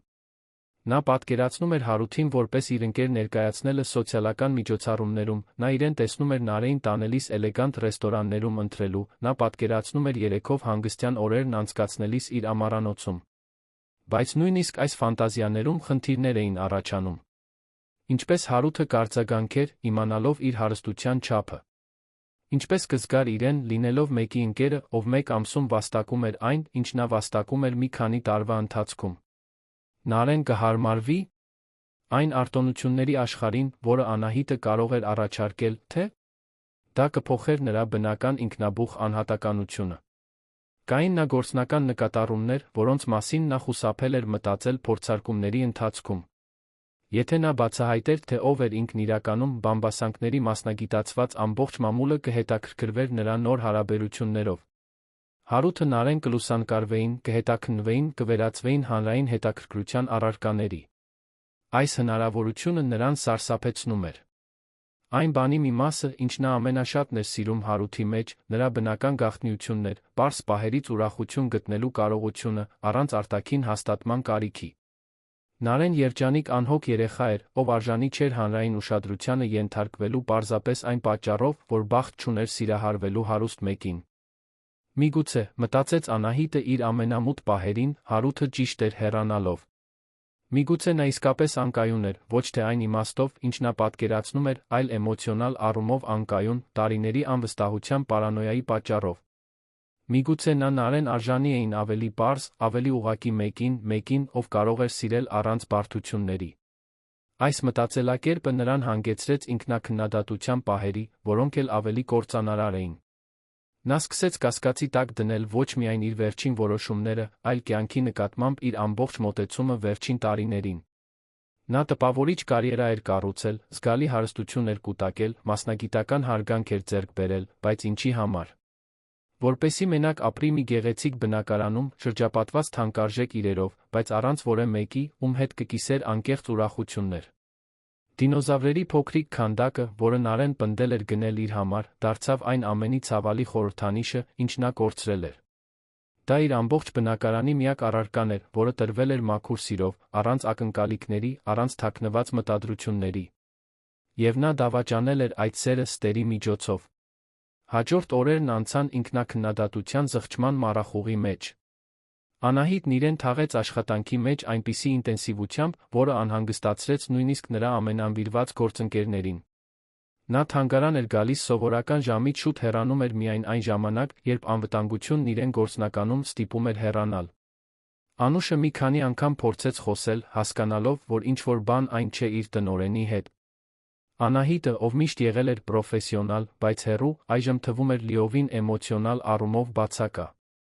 Նա պատասխանում էր անհրաժեշտ հարցերին, կայացնում էր պահանջվող որոշումները, բայց նրա ամեն ինչի մեջ կար մեխանիկական որակ։ Օրվա ընթացքում նա կարողանում էր պահպանել նորմալության կեղծիքը։ Բայց գիշերը, մենակ իր բնակարանում, հիշողությունները նրան հետապնդում էին։ Նարեն հարցնում էր, թե երբ է նորից տեսնելու Մարինա մորաքրոջը։ Հարութի հպարտ ժպիտը, երբ նա գովում էր նրա աշխատանքը։ Անկեղծ կապի փոքրիկ պահերը, որոնք այժմ դաժանորեն հեգնական թվացին։ Նա պահել էր նրանցից ստացած բոլոր նվերները։ Դինոզավրերի քանդակը պատվավոր տեղ էր զբաղեցնում իր հյուրասենյակում, մշտական հիշեցում այն մաքուր քնքշանքի մասին, որը նա վատնել էր։ Կային նա մի քանի նկարներ, որոնք Նարեն արել էր նրա համար, զգուշորեն պահված հատուկ թղթապանակում։ Դրանց նայելը ցավալի էր, բայց նա չէր կարողանում ազատվել դրանցից։ Հարութի հետ առերեսումից մեկ շաբաթ անց Անահիտն իր աշխատասենյակում էր, վերանայելով հաջորդ ցուցահանդեսի առաջարկությունները, երբ Անուշը մտավ դուռը անհանգիստ արտահայտությամբ։ Անահիտ, ասաց նա տատանվելով, մի տղամարդ է այստեղ, ով ուզում է խոսել ձեզ հետ։ Ասում է, որ լրագրողը հոդված է գրում մշակութային ոլորտի ազդեցիկ անձնավորությունների մասին։ Նա ժամադրություն չէր նշանակել, բայց պնդում է, որ դա կարևոր է։ Անահիտը հոգոց հանեց։ Հարցազրույցները նրա աշխատանքի մասն էին, թե նա նախընտրում էր խուսափել դրանցից, երբ հնարավոր էր։ Թող մտնի, ասաց նա, պատկերացնելով, որ դա արվեստի աշխարհի միտումների մասին մեկ մակերեսային զրույց կլինի։ Այն տղամարդը, ով մտավ նրա սենյակ, չէր համապատասխանում այն պատկերին, որ նա ուներ մշակութային լրագրողների մասին։ Նա նիհար էր, փոքր ու խորաթափանց աչքերով, կրում էր մի ծավալուն պայուսակ, որը հուշում էր լայնածավալ հետազոտությունների մասին։ Նա իրեն ներկայացրեց որպես Լոն Սարգսյան, ֆրիլանսեր, ով մասնագիտացած էր հանրային դեմքերի անձնական կյանքի հետաքննություններում։ Այն ձև, որով նա արտասանեց անձնական կյանք, ստիպեց Անահիտին ուղղվել աթոռին։ Նրա տոնի մեջ կար ինչ-որ գիշատիչ բան, որը նրան անմիջապես զգոն դարձրեց։ Տիկին Ալյանց, սկսեց նա, առանց հրավերի նստելով, ես մի քանի ամիս է, ինչ հետում եմ ձեր փայլուն կարիերային։ Իսկապես տպավորիչ է, թե ինչպես եք կարողանում այդքան ցածր պրոֆիլ պահպանել, չնայած ձեր ամբողջ ազդեցությանը հարստությանը։ Անահիտը պահպանեց չեզոք արտահայտություն։ Շնորհակալություն, պատասխանեց նա։ Ես նախընտրում եմ, որ իմ աշխատանքն ինքնին խոսի։ Լոնը ժպտաց այնպես, որ ժպիտը չհասավ աչքերին։ Հենց այդպես։ Հետաքրքիր է, թե ինչպես են որոշ մարդիկ կարողանում երկու լիովին առանձին կյանք պահպանել։ Անթերի մասնագետը անձնականը ասենք, ավելի ստեղծագործ։ Մեկնաբանությունը ստիպեց Անահիտի բոլոր մտավոր ազդանշաններին միացվել։ Ինչ եք հենց այդպես ուզում ասել, հարցրեց նա, փորձելով ձայնը հանգիստ պահել։ Նա բացեց իր պայուսակը մի քանի լուսանկար հանեց, դրանք դնելով սեղանին դիտավորյալ դանդաղ շարժումներով։ Դրանք նրա, որպես Մարինա, պատկերներն էին։ Հարութի հետ ճաշարանից դուրս գալիս, Նարեի հետ այգում խաղալիս, արհեստների տոնավաճառում քայլելիս։ Անահիտը զգաց, որ արյունը դուրս է հոսում իր դեմքից, բայց իրեն ստիպեց պահպանել հանգստությունը։ Ես չգիտեմ, թե ինչ են ուզում ապացուցել այս լուսանկարները, ասաց նա։ Լոնը առաջ թեքվեց։ Տիկին Ալյանց, թե՞։ Պետք է ասեմ Մարինա։ Ես մի աղբյուր ունեմ, ով ինձ պատմել է շատ հարուստ կնոջ մասին, ով իրեն աղքատ է ծածնում տղամարդկանց ռոմանտիկ հանդիպումներում փորձարկելու համար։ Մի բավականին տարօրինակ սոցիալական փորձ։ Կարծում եմ, ընթերցողները այս պատմությունը հմայիչ կգտնեն։ Սպառնալիքը հստակ էր ու ուղղակի։ Անահիտը զգաց բարկության խուճապի խառնուրդ, բայց դժվար բանակցությունների տարիների փորձը օգնեց նրան պահպանել վերահսկողությունը։ Ինչ եք ուզում, հարցրեց նա ուղղակիորեն։ Նախ, բացառիկ հարցազրույց, ասաց նա։ Ես ուզում եմ մանրամասն տեղեկություններ ձեր մեթոդների, դրդապատճառների, քանի տղամարդ եք խաբել։ Երկրորդ, մի քանի շաբաթով մուտք ձեր սոցիալական գործունեությանը։ Իմ ընթերցողները սիրում են հետել հարուստ մարդկանց կյանքին։ Իսկ եթե ես հրաժարվեմ։ Նա նորից ժպտաց։ Այդ դեպքում ես մինույն է կհրապարակեմ պատմությունը, բայց ավելի քիչ բարենպաստ տեսանկյունից։ Հարուստ հզոր կինը զվարճանքի համար շահագործում է աշխատող տղամարդկանց։ Ես բավականաչափ նյութ ունեմ մի շարք հոդվածների համար։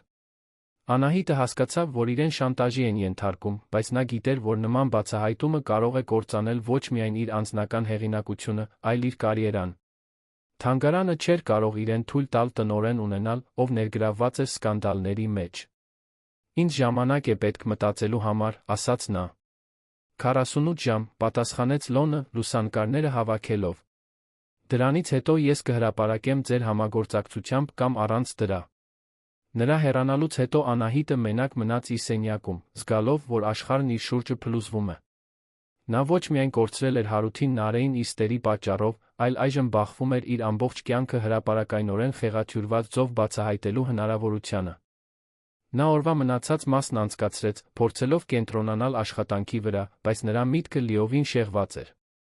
Ամեն անգամ, երբ հեռախոսը զանգում էր, նա հույս ուներ, որ Հարութն է զանգում, ասելու, որ պատրաստ է խոսել։ Բայց նա չզանգահարեց։ Այդ գիշեր, տանը, Անահիտը փորձեց ռացիոնալորեն վերլուծել իր տարբերակները։ Նա կարող էր փորձել բանակցել Լոնի հետ, գուցե փող առաջարկել, որպեսզի նա հրաժարվի պատմությունից։ Նա կարող էր փաստաբաններ վարձել, նրան օրինական կերպով սպառնալու համար։ Կամ կարող էր պարզապես ընդունել, որ իր անձնական կյանքը կբացահայտվի, փորձել նվազագույնի հասցնել վնասները։ Բայց այդ տարբերակներից ոչ մեկը չէր լուծում իրական խնդիրը։ Նա կորցրել էր իր համար ամենակարևոր երկու մարդկանց, իր անվստահության անկեղծ չլինելու պատճառով։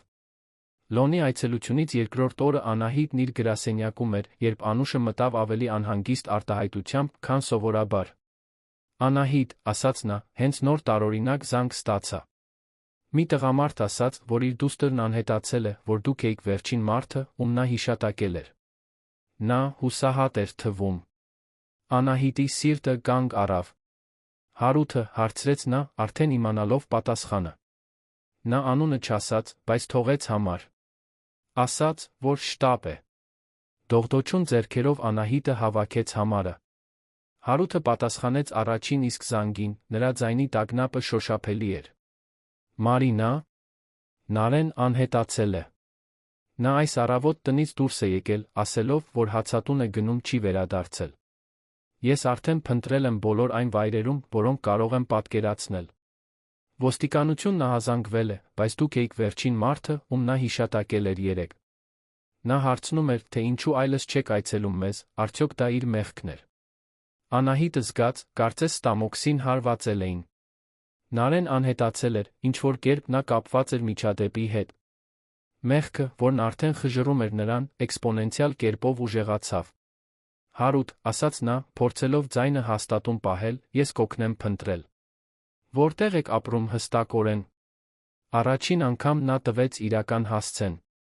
Անահիտն արագորեն գրառեց, խոստացավ լինել այնտեղ 20 րոպեից։ Նա չեղարկեց օրվա բոլոր հանդիպումները, վերցրեց իր մեքենան, թույլատրելի առավելագույն արագությամբ շարժվեց դեպի այն թաղամասը, որտեղ ապրում էր Հարութը։ Երբ նա հասավ, հանդիպեց հարանների մի փոքր բազմության, ովքեր օգնում էին որոնումներին։ Հարութը խմբի կենտրոնում էր, ջանքերը համակարգելով հարկադրված հանգստությամբ, որը չէր կարողանում թաքցնել իր հուսահատությունը։ Երբ նա տեսավ Անահիտին մոտենալիս, նրա արտահայտությունը օգնություն ստանալու թեթացման նրանց մեջ ստեղծված իրավիճակի պատճառով վիրավորվածության բարդ խառնուրդ էր։ Նա արագորեն բացատրեց մանրամասները։ Նարեն առավոտյան հաց գնելու էր դուրս եկել, մի բան, որը նա պարբերաբար անում էր հանգստյան օրերին։ Հացատունը գտնվում էր տնից ընդամենը 3 թաղամակ հեռավորության վրա, մի ճանապարհով, որը նա կատարելապես գիտեր։ Բայց այս անգամ նա չէր հասել նպատակակետին, չէր վերադարձել։ Հացատան տերերը հաստատեցին, որ նրան չեն տեսել։ Հարաններին հարցաքննել էին, բայց ոչ ոք նրան տնից դուրս գալուց հետո չէր տեսել։ Հարութն ակնհայտորեն իրեն էր մեղադրում նրան մենակ թույլ տալու համար, մի բան, որը նա միշտ արել էր առանց խնդիրների։ Անահիտը լսեց ամեն ինչ, առանց նրան ընդհատելու, բայց նրա միտքն արդեն աշխատում էր։ Նա բավականաչափ լավ էր ճանաչում Նարեին, իմանալու, որ աղջիկը խելացի էր, զգույշ, հեշտությամբ չէր կորչի։ Եթե նա անհետացել էր, ապա հատուկ պատճառ ուներ։ «Հարութ», ասաց նա նրբորեն, «դու ասացիր, որ նա ինձ հիշատակել էր երեկ»։ Ինչ էր նա հստակորեն ասել։ Նա մի պահ տատանվեց, կարծես դժկամությամբ էր նրան ավելի շատ մեղադրում։ Նա հարցրեց, թե ինչու Մարինան այլս մեզ մոտ խաղալու չէր գալիս։ Ես փորձեցի բացատրել, որ երբեմն մեծահասակները զբաղված են լինում, բայց նա պնդեց, որ դա այն պատճառով էր, որ նա ինչ-որ սխալ բան էր արել։ Ասաց, որ բոլոր այն մարդիկ, ում նա սիրում է, ի վերջո հեռանում են, որ գուցե ինքն էր խնդիրը։ Խոսքերը Անահիտին հարվածեցին որպես ձնահյուս։ Նարեն իրեն էր մեղադրում Մարինայի հեռանալու համար, հենց այնպես, ինչպես տարիներ առաջ իր ծնողների բաժանման համար էր իրեն մեղադրել։ Աղջիկը իր մանկական տրամաբանության մեջ եկել էր այն եզրակացության, որ ինքն էր խնդիրների պատճառը, գուցե որոշել էր, որ լուծումն ինքն էր անհետանալը։ Հարութ, ասաց Անահիտը շտապ, նա հացատուն չի գնացել։ Նա դիտավորյալ է փախել։ Նարեն կարծում է, որ ինքն է մեղավոր, որ ես դադարեցի այցելել նրանց։ Մենք պետք է փնտրենք այնպիսի վայրերում, որտեղ նա իրեն ապահով կզգա, բայց թաքնված։ Բացահայտումը լիովին փոխեց որոնման ուղղությունը։ Կորած երեխա փնտրելու փոխարեն, այժմ նրանք փնտրում էին մի աղջկա, ով դիտավորյալ թաքնվել էր, հավատալով, որ խնդիրներ է առաջացնում այն մարդկանց համար, ում սիրում էր։ Հարութն անմիջապես վերակազմակերպեց որոնողական խմբերը այս նոր տեսանկյունից։ Տիկին Ագնեսը, ով դարձել էր գործողության ոչ պաշտոնական համակարգողը, վերաբաշխեց կամավորներին կենտրոնանալու այն վայրերի վրա, որտեղ երեխան կարող էր դիտավորյալ թաքնվել։ Ծառացածք տարածքներով այգիներ, բնական թաքստոցներով հրապարակներ, նույնիսկ լքված շինություններ, որոնք ապահով էին, բայց մեկուսացված։ Համայնքն արձագանքեց նոր ռազմավարությանը էլ ավելի մեծ վճռականությամբ։ Պարզ էր, որ բոլորը ճանաչում անկեղծորեն հոգ էին տանում Նարեի մասին, ոչ միայն Հարութին քաղաքավարության համար, այլ այն պատճառով, որ աղջիկը դիպել էր նրանց կյանքին հատուկ հիշարժան ձերով։ Անահիտն առաջարկեց մենակ փնտրել այն այգում, որտեղ նրանք այդքան կեսօրներ էին անցկացրել միասին, այն վայրում, որտեղ Նարեն իրեն ամենահարմարավետ երջանիկ էր զգում։ Կար ինչ-որ գրեթե պոետական բան այն մտքի մեջ, որ աղջիկը կարող էր ընտրել այդ հատուկ վայրը որպես իր ապաստան, մի վայր, որը կապված էր երջանիկ հիշողությունների հետ, բայց այժմ աղավաղված էր նրա անհետացման տխրությամբ։ Այգի տանող ճանապարհին Անահիտը բախվեց մեղքի զղջման ձնահյուսի։ Նա այնքան էր կենտրոնացած եղել իր սեփական զգացմունքները պաշտպանելու իրավիճակը վերահսկելու վրա, որ լիովին ձախողել էր հաշվի առնելու այն էմոցիոնալ ազդեցությունը, որը իր գործողությունները կունենային անմեղ երեխայի վրա։ Նարեն իր սիրտը բացել էր Մարինայի առաջ, երեխաներին բնորոշ լիակատար վստահությամբ։ Նա կիսվել էր իր ամենաթանկ գաղտնիքներով, դինոզավրերի մասին իր երազանքներով, հայրիկին երջանիկ դարձնելու իր մտահոգություններով։ Եվ Մարինան պատասխանել էր այդ վստահությանը իր սեփական ինքնության մասին հիմնարար ստերով։ Երեխան Մարինային ներառել էր իր էմոցիոնալ ընտանիքում այն պարզությամբ, որը միայն երեխաներն ունեն։ Չկային թաքնված օրակարգեր, փոխադարձ օգուտների հաշվարկներ կամ էմոցիոնալ պաշտպանություններ։ Նարեն պարզապես որոշել էր սիրել Մարինային, վստահել, որ այդ սերը կպատասխանվի, կպաշտպանվի։ Այժմ, Անահիտի ի սկզբանե անկեղծ չլինելու պատճառով, 7-ամյա աղջիկը կորած էր, հավանաբար վախեցած, հնարավոր է վտանգի մեջ, անշուշտ, կրելով մեղքի բեռ, որը չպետք է գոյություն ունենար իր փոքրիկ ուսերին։ Այս պատասխանատվության բեռը գրեթե անտանելի էր։ Անահիտը տարիներ էր անցկացրել տղամարդկանց փորձարկելով, փնտրելով անկեղծ իսկական մեկին, բայց երբ գտել էր հենց դա, ի վիճակի չէր եղել նույն անկեղծությամբ պատասխանել։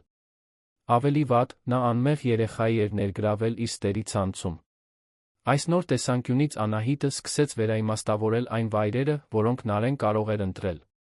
Աղջիկը խելացի էր, դիտողական, լավ էր ճանաչում հարանությունը, բայց որտեղ կթաքնվեր 7-ամյա երեխան, երբ ուզեր անհետանալ աշխարհից։ Հարութը վերակազմակերպեց որոնողական խմբերը, այժմ կենտրոնանալով այգիների, հրապարակների, բնական թաքստոցներով վայրերի վրա, որտեղ երեխան կարող էր ապաստանել։ Անահիտն առաջարկեց մենակ փնտրել այն այգում, որտեղ նրանք այդքան կեսօրներ էին անցկացրել միասին, այն վայրում, որտեղ Նարեն իրեն ամենահարմարավետ երջանիկ էր զգում։ Այգի տանող ճանապարհին Անահիտը փորձեց իրեն դնել 7-ամյա երեխայի մտքի մեջ, ով կարծում էր, որ պատասխանատու է հոր տխրության համար։ Նարեն զգայուն էր ինտուիտիվ, նա նկատել էր Հարութի տրամադրության փոփոխությունը Մարինային վերջին անգամ տեսնելուց հետո։ Մանկական տրամաբանության մեջ, եթե նա անհետանար, խնդիրը կլուծվեր, հայրիկը նորից երջանիկ կլիներ։ Այգին համեմատաբար դատարկ էր շաբաթ օրվա կեսօրվա համար։ Անահիտը քայլեց հիմնական արահետներով, բարձրաձայն կանչելով Նարեի անունը, բայց անհաջող։ Ապա հիշեց, թե ինչպես էր աղջիկը միշտ հիացած այգու ավելի վայրի տարածքներով, հատկապես մի փոքրիկ հատվածով, հին ծառերով խիտ տերներով, որտեղ նա ասում էր, որ դինոզավրեր կարող են թաքնվել։ Հենց այդ ուղղությամբ էլ Անահիտը շարժվեց, հեռանալով սալիկապատ արահետներից մտնելով ավելի բնական տարածք։ Ծառերը փոքրիկ քաղաքային պուրակ էին կազմում, հաստ բներով, բաց արմատներով, որոնք բնական թաքստոցներ էին ստեղծում։ Նարե, կանչեց նա մեղմորեն, չցանկանալով վախեցնել նրան, եթե նա իսկապես այնտեղ էր։ Ես եմ, Մարինան։ Քո հայրիկը շատ անհանգիստ է, շատ է սիրում քեզ։ Մի պահ պատասխան չեղավ։ ապա, գրեթե անլսելիորեն, մի փոքրիկ, դողդոջուն ձայն եկավ մի հատկապես մեծ կաղնու հետից։ Մարինա, մորաքույր։ Իսկապես դու ես։ Անահիտը հետեց ձայնին Նարէին գտավ ծառի արմատների մեջ գծկված, մասամբ թաքնված տերներով 4 ճյուղերով, որոնք նա հավաքել էր իր շուրջը։ Աղջիկը կեղտոտ էր, դեմքը արցունքներով բծավորված, բայց ակնհայտորեն անվնաս։ Նարէ, ասաց Անահիտը, դանդաղ ծնկի իջնելով, նրան չվախեցնելու համար։ Բոլորը քեզ են փնտրում։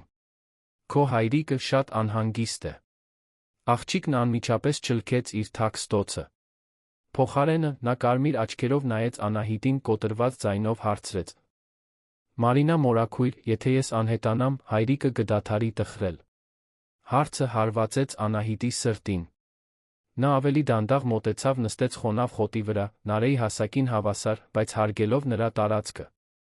Սիրելիս, ասաց նա նրբորեն, քո հայրիկը քո պատճառով տխուր չէ։ Նա քեզ աշխարհում ամեն ինչից շատ է սիրում։ Դու նրա կյանքի ամենակարևոր բանն ես։ Բայց նա փոխվեց այն բանից հետո, երբ դուք դադարեցիք մեզ այցելել, ասաց Նարէն, դեռ մասամբ թաքնված։ Եվ մայրիկն էլ հեռացավ, որովհետև ես շատ աղմկոտ էի։ Միգուցե եթե ես այստեղ չլինեմ, հայրիկի սիրելի մարդիկ այլս չեն հեռանա։ Անահիտը զգաց, որ արցունքներն այրում են իր աչքերը։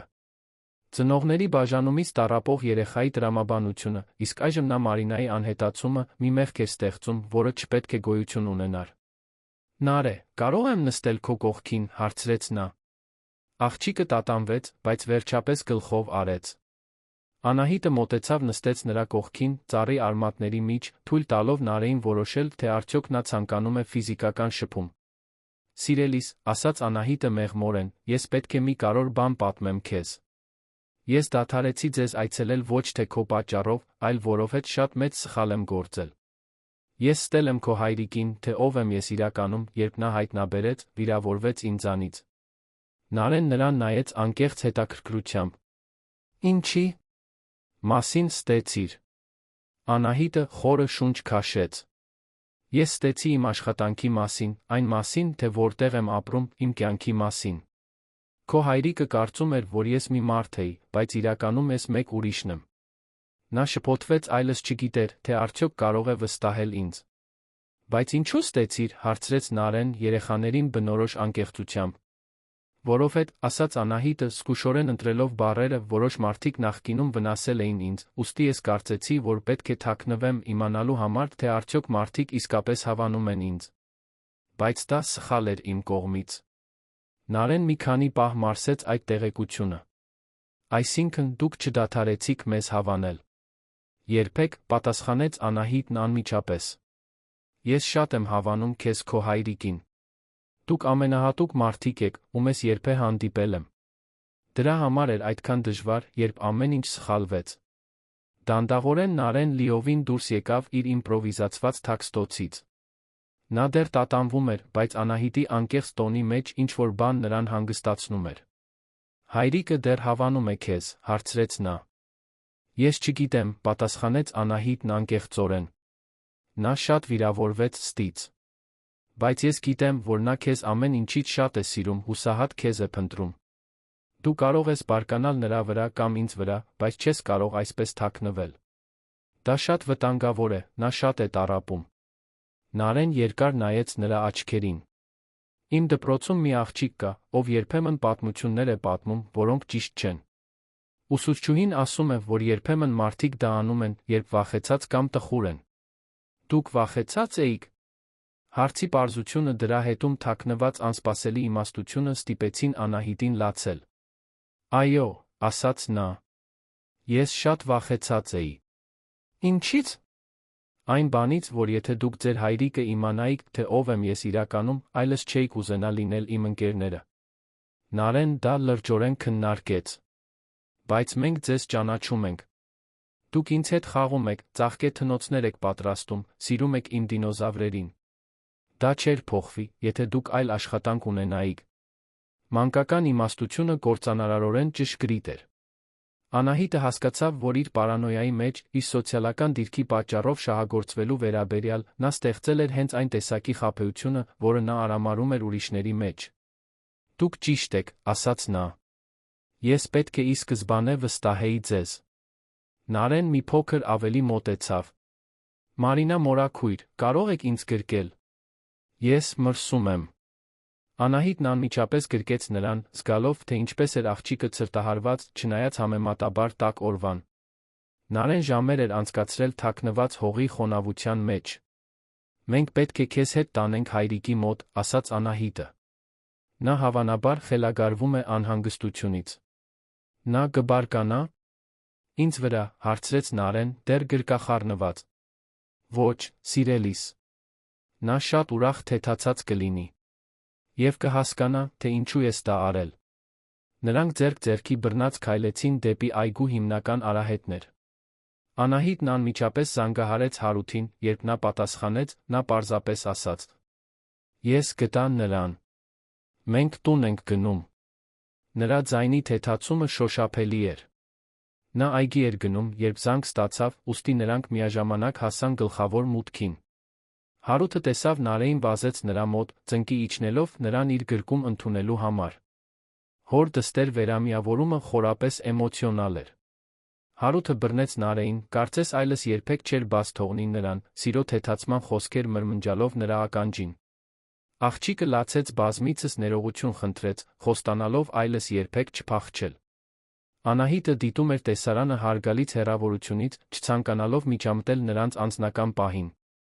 Բայց երբ Հարութը վերջապես բարձրացրեց աչքերը դեպի նա, նրա արտահայտության մեջ ինչ-որ այլ բան կար։ Դա այլս միայն վիրավորվածություն չէր, այլ երախտագիտություն։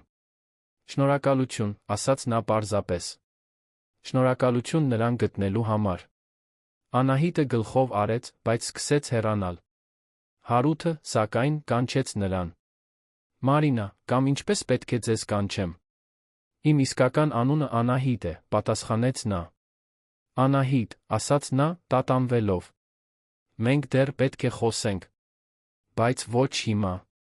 Նախ պետք է Նարեին տուն տանեմ, նրան տաք լոգանք տամ, համոզվենք, որ նա լավ է։ Նա ըմբռնումով գլխով արեց։ Ես լիովին հասկանում եմ։ Զգույշ եղեք։ Բայց երբ նա նորից սկսեց հեռանալ, Նարեն էր, ով կանգնեցրեց նրան։ Անահիտ մորաքույր, բղավեց նա։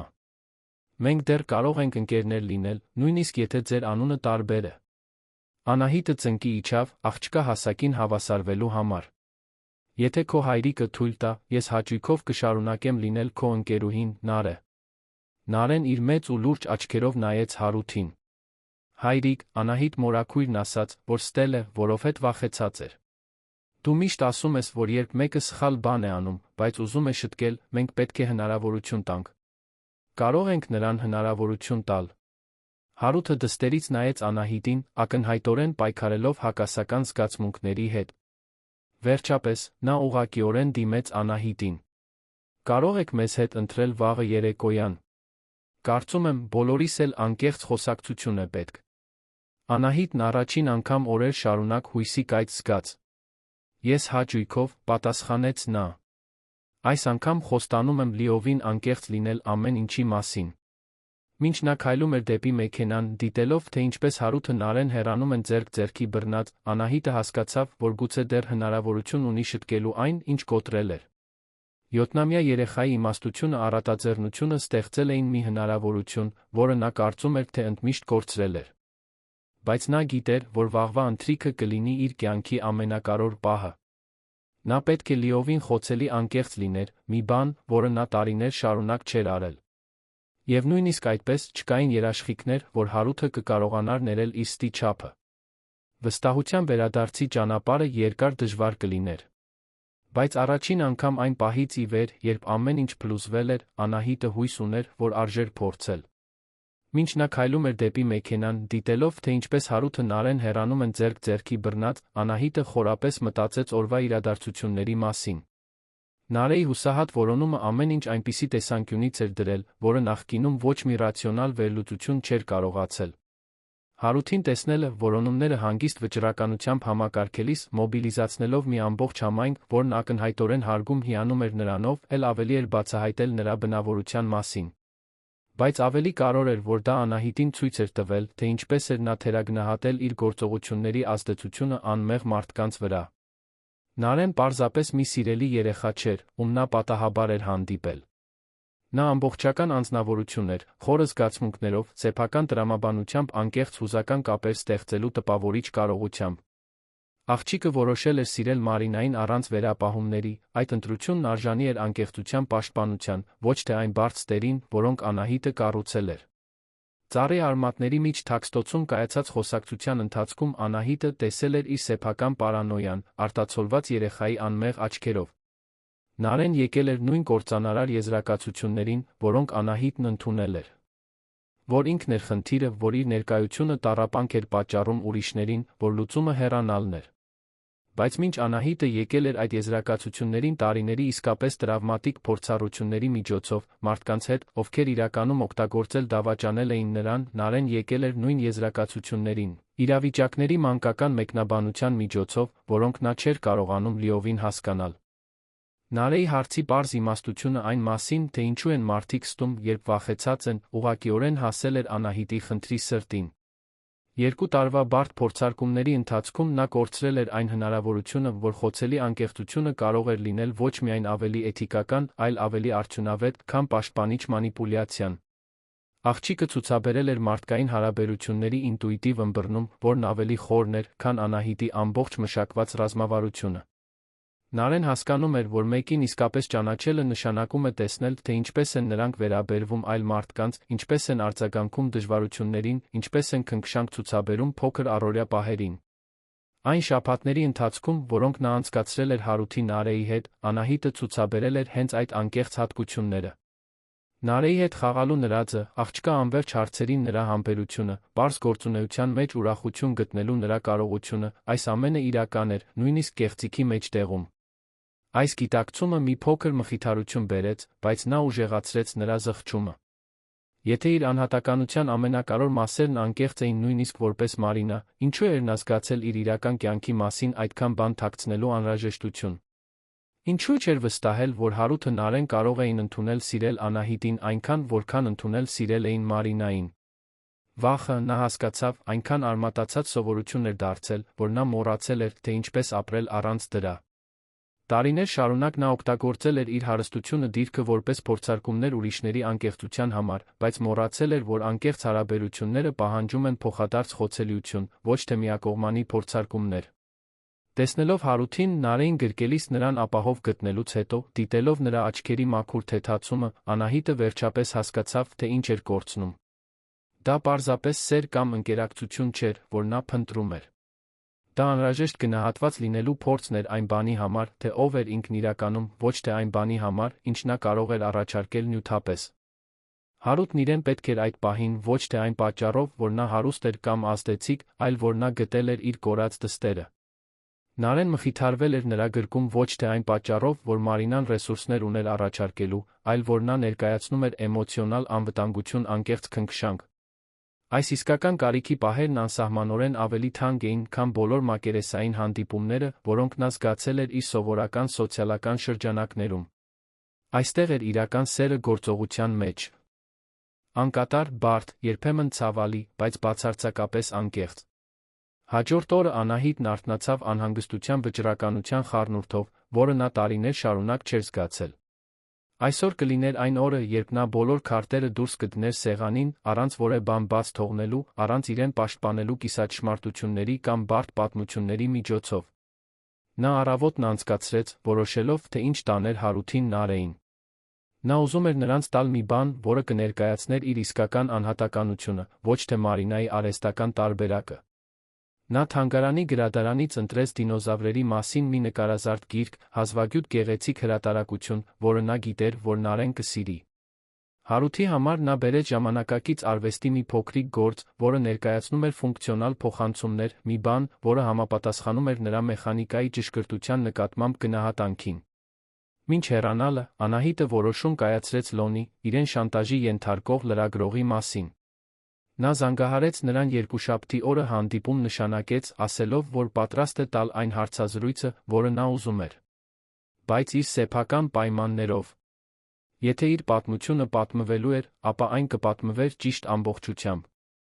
Երբ նա հասավ Հարութի բնակարան, Անահիտն իրեն տարբեր էր զգում բոլոր մյուս անգամներից։ Նա դեր չէր խաղում, չէր փորձում որը մեկին տպավորել։ Նա պարզապես ինքն էր, խոցելի անկեղծ, հույս ունենալով, որ դա բավարար կլինի։ Նարեն բացեց դուռը, անմիջապես գրկեց նրան, կարծես ոչինչ չէր փոխվել նրանց մեջ։ Անահիտ մորաքույր, բացականչեց նա։ Հայրիկը լազանիա է պատրաստել։ Դա ձեր սիրելի իտալական ուտեստը չէ՞։ Աղջկա պատահական հարցը ստիպեց Անահիտին հասկանալ, թե իր իրական անհատականության քանի փոքր մանրամասներ էր նա բացահայտել, առանց նկատելու համատեղ կյանքի ամիսների ընթացքում։ Նրա խոհարարական նախասիրությունները, նրա անկեղծ ռեակցիաները, Նարեի հետ շփվելու նրա ձը, այս ամենը իրական էր, նույնիսկ կեղծիքի մեջտեղում։ Հարութը հայտնվեց խոհանոցում, հագած գոգնոց զգուշորեն հյուրընկալ արտահայտությամբ։ Նա զգուշորեն սեղան էր պատրաստել, պարզ ծաղիկներով իր ունեցած լավագույն սպասքով։ Պարզ էր, որ նա նույնպես հասկանում էր այդ պահի կարևորությունը։ Ընթրիքի ընթացքում խոսակցությունը դիտավորյալ թեթ էր։ Նարեն գերակշռում էր ժամանակի մեծ մասը, խոսելով դպրոցի, իր գիտական նախագծերի մասին, թե ինչպես էր բացատրել ընկերներին, որ թաքնվել էր, որովհետև շփոթված էր, բայց որ հիմա ամեն ինչ լավ էր։ Երեխայի բնականությունը օգնեց լուծել մեծահասակների միջ լարվածության մի մասը։ Միայն այն բանից հետո, երբ Նարեն գնաց իր սենյակ իր նոր դինոզավրերի գրքերով խաղալու, Հարութը Անահիտը մենակ մնացին փոքրիկ, բայց հարմարավետ հյուրասենյակում։ Անահիտը խորը շունչ քաշեց։ Հարութ, մինչ ես որևէ բան կասեմ, ուզում եմ, որ դու իմանաս, որ մեր միասին անցկացրած յուրաքանչյուր պահ, յուրաքանչյուր խոսակցություն, յուրաքանչյուր ժպիտ, որը մենք կիսեցինք, իրական էր։ Իմ զգացմունքները քո Նարեի նկատմամբ ամենաիսկական բաներն են, որ ես զգացել եմ տարիներ շարունակ։ Նա գլխով արեց, ցույց տալով, որ պատրաստ է լսել։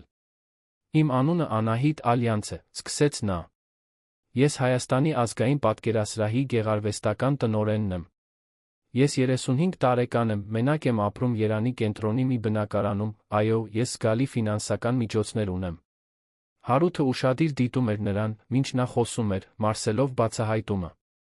Վերջին 2 տարիների ընթացքում, շարունակեց Անահիտը, ես տղամարդկանց էի փորձարկում քողարկված հանդիպումներում։ Ես զգացնում էի, թե ֆինանսական դժվարություններ ունեցող կին եմ, պարզելու համար, թե արդյոք նրանք կհետաքրքրվեն ինձանով, առանց իմանալու իմ դիրքի կամ փողի մասին։ Նա մի պահ կանգ առավ, դիտելով նրա արձագանքը։ Հարութը լուրջ էր, բայց ցնցված չէր թվում, պարզապես ուշադիր։ Ինչո՞ւ, հարցրեց նա պարզապես։ Անահիտը պատմեց ամեն ինչ։ Վահագնը, ով օգտագործել էր նրա տեղեկությունները, արվեստի շուկան մանիպուլացնելու համար։ Արմենը, ով փորձել էր գողանալ նրա կարողությունը։ Պետրոսը, ով օգտագործել էր նրան, քաղաքական ազդեցություն ձեռք բերելու համար։ Յուրաքանչյուր հիասթափություն, յուրաքանչյուր դավաճանություն, յուրաքանչյուր պահ, որը նպաստել էր մարդկանց վստահելու նրա աճող անկարողությանը։ Այդքան վատ փորձերից հետո, ասաց նա, ես սկսեցի հավատալ, որ անհնար է, որ մեկը հետաքրքրվի ինձանով, առանց թաքնված մտադրությունների։ Փորձարկումները մի ձեին պաշտպանելու իմ սիրտը, բայց նա հաստատելու իմ տեսությունը, որ բոլոր տղամարդիկ շահամոլ էին։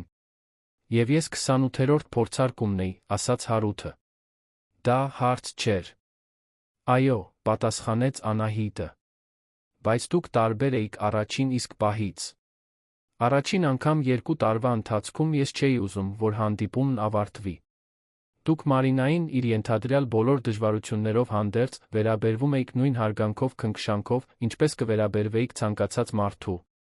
Հարութը մի քանի րոպե լուռ մնաց, մարսելով այն ամենը, ինչ լսել էր։ Անահիտը սպասեց, պատրաստ ցանկացած արձագանքի։ Ես հասկանում եմ, թե ինչու եք դա արել, ասաց նա վերջապես։ Այդքան վատ փորձերից հետո բնական է պաշտպանվել ցանկանալը։ Բայց Անահիտ, դուք փորձարկեցիք իմ բնավորությունը, ինձ հնարավորություն չտալով ճանաչելու ձեր իսկականը։ Նա ճիշտ էր, նա դա գիտեր։ Այս բոլոր շաբաթների ընթացքում, շարունակեց Հարութը, ես սիրահարվեցի նրան, ում կարծում էի, որ դուք էիք։ Բայց հիմա հասկանում եմ, որ սիրահարվեցի նրան, ով դուք իրականում եք։ Ձեր արձագանքները Նարեի հետ, աշխարհը տեսնելու ձեր ձը, ձեր անկեղծ բարությունը, այս ամենը դուք էիք, ոչ թե Մարինան։ Անահիտը թեթացման արցունքներ զգաց, որոնք սկսեցին հայտնվել իր աչքերում։ Բայց ես պետք է, որ դուք մի բան հասկանաք, ասաց նա, ավելի լրջանալով։ Ես դուստր ունեմ պաշտպանելու։ Ես չեմ կարող թույլ տալ, որ մեր կյանքում ստի վրա հիմնված հարաբերություններ լինեն։ Եթե մենք փորձենք սա, ապա այսուհետ պետք է լինի լիովին անկեղծությամբ։ Ես խոստանում եմ, ասաց Անահիտը։ Ոչ մի սուտ, ոչ մի փորձարկում, ոչ մի թաքցնելու, թե ով եմ ես։ Եթե դուք ինձ հնարավորություն տաք, ես ուզում եմ, որ դուք Նարեն ճանաչեք այն իրական մարդուն, ով ես եմ։ Հարութը մոտեցավ նրան բազմոցի վրա։ Իսկ ով է իրական մարդը։ Անահիտը ժպտաց առաջին անգամ օրեր շարունակ։ Մեկը, ով սիրում է արվեստը, բայց նախընտրում է պիկնիկներ այգում։ Մեկը, ով կարող է կազմակերպել միջազգային ցուցահանդեսներ, բայց ով երբեք այդքան չի զվարճացել, որքան 7-ամյա երեխայի հետ ծաղկե թնոցներ պատրաստելիս։ Մեկը, ով նյութապես ամեն ինչ ունի, բայց հայտնաբերել է, որ իրեն ամբողջական է զգացել միայն ձեզ երկուսիդ ճանաչելիս։ Հարութը բռնեց նրա ձեռքը։ Մենք էլ մեզ ամբողջական ենք զգում ձեզ հետ, ասաց նա։ Նարեն անդադար խոսում էր, թե երբ է Մարինա մորաքույրը վերադառնալու։ Եվ ես էլ էի կարոտում ձեզ, նույնիսկ վիրավորված լինելով։ Նրանք համբուրվեցին սկզբում մեղմորեն, ապա այն զգացմունքների ամբողջ ինտենսիվությամբ, որոնք նրանք ճնշում էին։ Դա տարբերվում էր այն մյուս համբույրներից, որոնք նրանք կիսել էին, որովհետև այժմ նրանց միջ արգելքներ ստեր չկային։ Նարեն այդ պահին հայտնվեց հյուրասենյակում, դիտելով բազմոցի վրա գրկախառնված երկու մեծահասակներին։ Ամաչելու փոխարեն, նա պայծառ ժպտաց։ Դա նշանակում է, որ Անահիտ մորաքույրը մեզ հետ կմնա, հարցրեց նա հույսով։ Հարութը Անահիտը ծիծաղեցին, թեթակի առանձնանալով, աղջկան խոսակցության մեջ ներառելու համար։ Եթե նա ուզի, պատասխանեց Հարութը, նայելով Անահիտին։ Ես հաճույքով, ասաց Անահիտը։ Բայց դուք պետք է ինձ ճանաչեք այնպիսին, ինչպիսին ես իրականում եմ։ Կարող եմ ձեզ տանել այն թանգարանը, որտեղ ես աշխատում եմ։ Նարե, կարծում եմ, դու կսիրես մեր բնության պատմության բաժինը։ Նարեի աչքերը լայն բացվեցին ոգորությունից։ Դուք աշխատում եք թանգարանում։ Դինոզավրերով։ Ի թիվս այլ բաների, այո, ծիծաղեց Անահիտը։ Հաջորդ շաբաթների ընթացքում Անահիտն աստիճանաբար ինտեգրեց իր իրական կյանքը Հարութի Նարեի կյանքին։ Նա նրանց տարավ թանգարան, որտեղ Նարեն հիացած մնաց ոչ միայն ցուցահանդեսներից, այլ Անահիտի կատարած աշխատանքի կուլիսներից։ Հարութը անկեղծ հետաքրքրություն ցուցաբերեց նրա աշխատանքի նկատմամբ, խելացի հարցեր տալով կուրատորության պահպանման մասին։ Իր հերթին, Անահիտը սկսեց հաճախել Հարութի արհեստանոց, սովորելով նրա աշխատանքի մասին, նույնիսկ երբեմն կեղտոտվելով, երբ փորձում էր օգնել։ Նա հայտնաբերեց, որ ձեռքերով աշխատելու, տեխնիկական խնդիրների գործնական լուծումներ ստեղծելու մեջ կար եզակի բավարարություն։ Լոնի հետ կապված հարցն անսպասելիորեն լուծվեց։ Երբ Անահիտը հաջորդ երկուշաբթի զանգահարեց նրան, հայտնաբերեց, որ նա մերկացվել էր այլ լրագրողների կողմից, որպես մեկը, ով շորթում էր հանրային դեմքերին, սենսացիոն հոդվածներ չհրապարակելու դիմաց։ Նրա սպառնալիքները դատարկ էին, ինքը դիմակայում էր իրավական խնդիրների։ 3 ամիս անց Անահիտն իր սենյակում էր թանգարանում, երբ Անուշը մտավ խորհրդավոր ժպիտով։ Մեկը ձեզ մոտ է, ասաց նա։ Շատ կարևոր դինոզավրերի խորհրդատու։ Նարեն մտավ, քայլելով փորձագետի լրջությամբ, գրելով փոքրիկ պայուսակ հագած հորից փոխառված փողկապ, որը զվարճալի էր թվում իր չափի վրա։ Տիկին Ալյանց, ասաց նա պաշտոնապես, ես եկել եմ ներկայացնելու իմ առաջարկը դինոզավրերի նոր ցուցահանդեսի համար, որի մասին մենք խոսել էինք։ Անահիտն անմիջապես մտավ խաղի մեջ։ Իհարկե, տիկին Նարե։ Ես շատ հետաքրքրված եմ լսելու ձեր գաղափարները։ Աղջիկը բացեց իր պայուսակը, հանեց տարբեր տեսակի դինոզավրերի գունավոր նկարներ, յուրաքանչյուրին ուղեկցող հոր օգնությամբ գրված մանրամասն բացատրություններով։ Հենց այդ պահին, դիտելով Նարեին իր գաղափարները գրքով խելքով ներկայացնելիս, Անահիտը հասկացավ, թե ինչպես էր իր կյանքը լիովին փոխվել։ Նա դադարել էր մարդկանց փորձարկել, սկսել էր իսկապես ապրել։ Հարութը հայտնվեց դրան մոտ մի քանի րոպե անց, դեռ հագած աշխատանքային հագուստ, բայց ժպտալով, տեսնելով իր կյանքի երկու ամենակարևոր մարդկանց, լիովին ընկղմված հնեաբանության մասին քննարկման մեջ։ Ինչպես է անցնում հանդիպումը, հարցրեց նա։ Շատ լավ, պատասխանեց Անահիտը։ Կարծում եմ, մենք ունենք մեր նոր կրտսեր խորհրդատուն։ Այդ գիշեր երեքով առաջին անգամ ընթրեցին Անահիտի բնակարանում։ Նարեն տպավորված մնաց տեղի չափից, բայց արագորեն գտավ այն անկյունը, որտեղ Անահիտը ստեղծել էր փոքրիկ մանկական տարածք, կրթական խաղալիքներով, գրքերով։